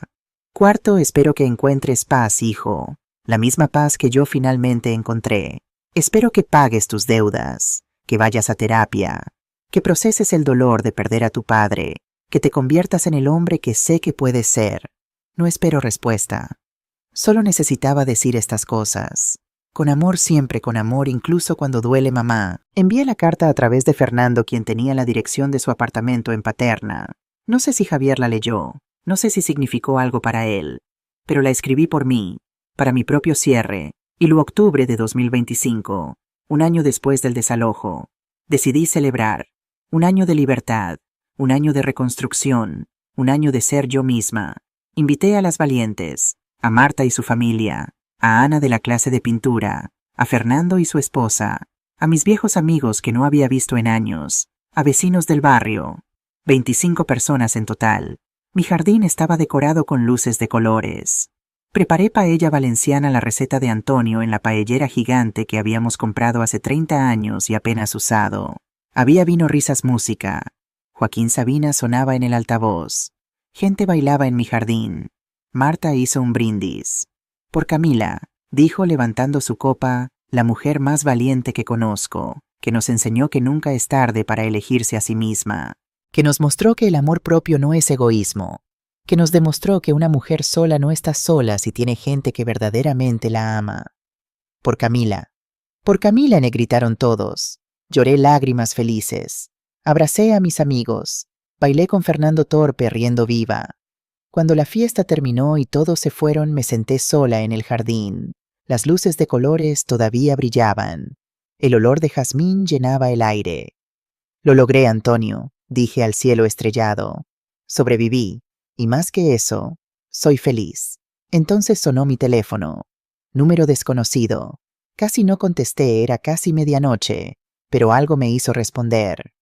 Diga, Baidi, silencio. Luego una voz pequeña, tímida. Abuela Camila, mi corazón se detuvo. Lucas, mi amor, ¿eres tú? Sí, su voz era más madura que la recordaba, más clara. Papá no sabe que estoy llamando. Tomé el teléfono de mamá mientras duerme. ¿Estás bien, cariño? ¿Estás seguro? Sí, solo te extraño. Extraño tu casa. Extraño los churros que hacías. Extraño. Te extraño a ti. Las lágrimas corrían por mi rostro. Yo también te extraño, mi amor. Cada día pienso en ti. Papá dice que fuiste mala, que no nos quisiste, pero yo no lo creo. Tú nunca fuiste mala conmigo. Lucas, escúchame, dije, mi voz temblando. Tu papá y yo tenemos problemas de adultos, cosas complicadas que no tienen nada que ver contigo. Pero yo te amo, siempre te amaré. ¿Entiendes? Sí. Algún día, cuando seas más grande, cuando puedas decidir por ti mismo, puedes venir a visitarme si quieres. Esta siempre será tu casa también. ¿De acuerdo? De acuerdo. Te quiero, abuela. Te quiero más, mi amor, mucho más. Tengo que irme. Creo que escuché a mamá. Espera, Lucas, pero la línea ya estaba muerta. Me quedé sentada en mi jardín sosteniendo el teléfono llorando. Pero estas no eran lágrimas tristes, eran lágrimas de esperanza, porque Lucas me recordaba. Lucas me buscó. Lucas todavía me amaba. Y algún día tal vez podríamos tener una relación, en sus términos, cuando estuviera listo. Por ahora era suficiente saber que no me había olvidado. Octubre de 2028. Tengo 72 años. Mi cabello es completamente gris ahora, pero lo llevo corto y con estilo cortesía de mi nueva peluquera, una chica joven y divertida llamada Sofía. Mi casa brilla con colores cálidos y luz. Las paredes amarillas reflejan el sol español. El jardín está lleno de flores. La habitación de invitados se ha convertido en mi estudio de pintura. Mis pinturas se han exhibido en una pequeña galería local. Nada importante, pero suficiente para hacerme sentir orgullosa. Las Valientes ahora tiene 20 miembros. Nos reunimos semanalmente. Hemos ayudado a 3 mujeres a dejar situaciones de abuso. Somos una familia elegida. Mi blog, Renaciendo a los 69, tiene seguidores de toda España, incluso de Latinoamérica. Recibo emails todos los días de mujeres que me cuentan sus historias, que me agradecen por mostrarles que es posible comenzar de nuevo. He viajado. Barcelona, Madrid, Sevilla, Bilbao, lugares que Antonio y yo siempre quisimos visitar. Voy por ambos ahora. Javier no lo he visto desde aquel día en Mercadona hace 3 años. Sé por contactos mutuos que está mejor, que fue a terapia, que está pagando sus deudas lentamente, que se divorció de Rosa, ella está en Barcelona, ahora he escuchado. No hemos hablado. Tal vez algún día. Tal vez no. He hecho las paces con ambas posibilidades. Pero Lucas. Lucas ahora tiene 7 años. Una vez al mes Javier lo trae a visitarme. No entra él. Solo deja a Lucas en mi puerta y regresa 2 horas después. No hablamos Javier y yo. Solo un hola y adiós cortés. Pero el hecho de que me deje ver a Lucas eso, dice algo. Lucas y yo horneamos galletas. Jugamos en el jardín. Le cuento historias sobre su abuelo Antonio, sobre cómo construimos esta casa con nuestras manos, sobre el amor que dura más allá de la muerte. Abuela me preguntó la última vez, ¿por qué no vivimos todos juntos como antes? Porque a veces, le dije cuidadosamente, la gente que se ama necesita espacio para crecer, y cuando crecen en mejores personas, entonces pueden volver a estar juntos, pero de una manera más saludable. ¿Papá está creciendo? Sí, mi amor, creo que sí. ¿Y tú? Sonreí. Yo también. Hoy grabé un video para mi blog, algo que he querido decir durante mucho tiempo. Encendí la cámara, me senté en mi jardín con los naranjos de Antonio detrás de mí, y hablé, hola, soy Camila Ruiz Moreno, tengo 72 años, y esta es mi historia. Hace 3 años mi hijo y mi nuera intentaron robarme. Vivieron en mi casa gratis durante 4 años. Me usaron, me maltrataron, planearon quitarme todo lo que tenía, y yo los detuve. Muchas personas me preguntaron, ¿valió la pena? Perdiste a tu hijo temporalmente al menos. Te perdiste años de la vida de tu nieto.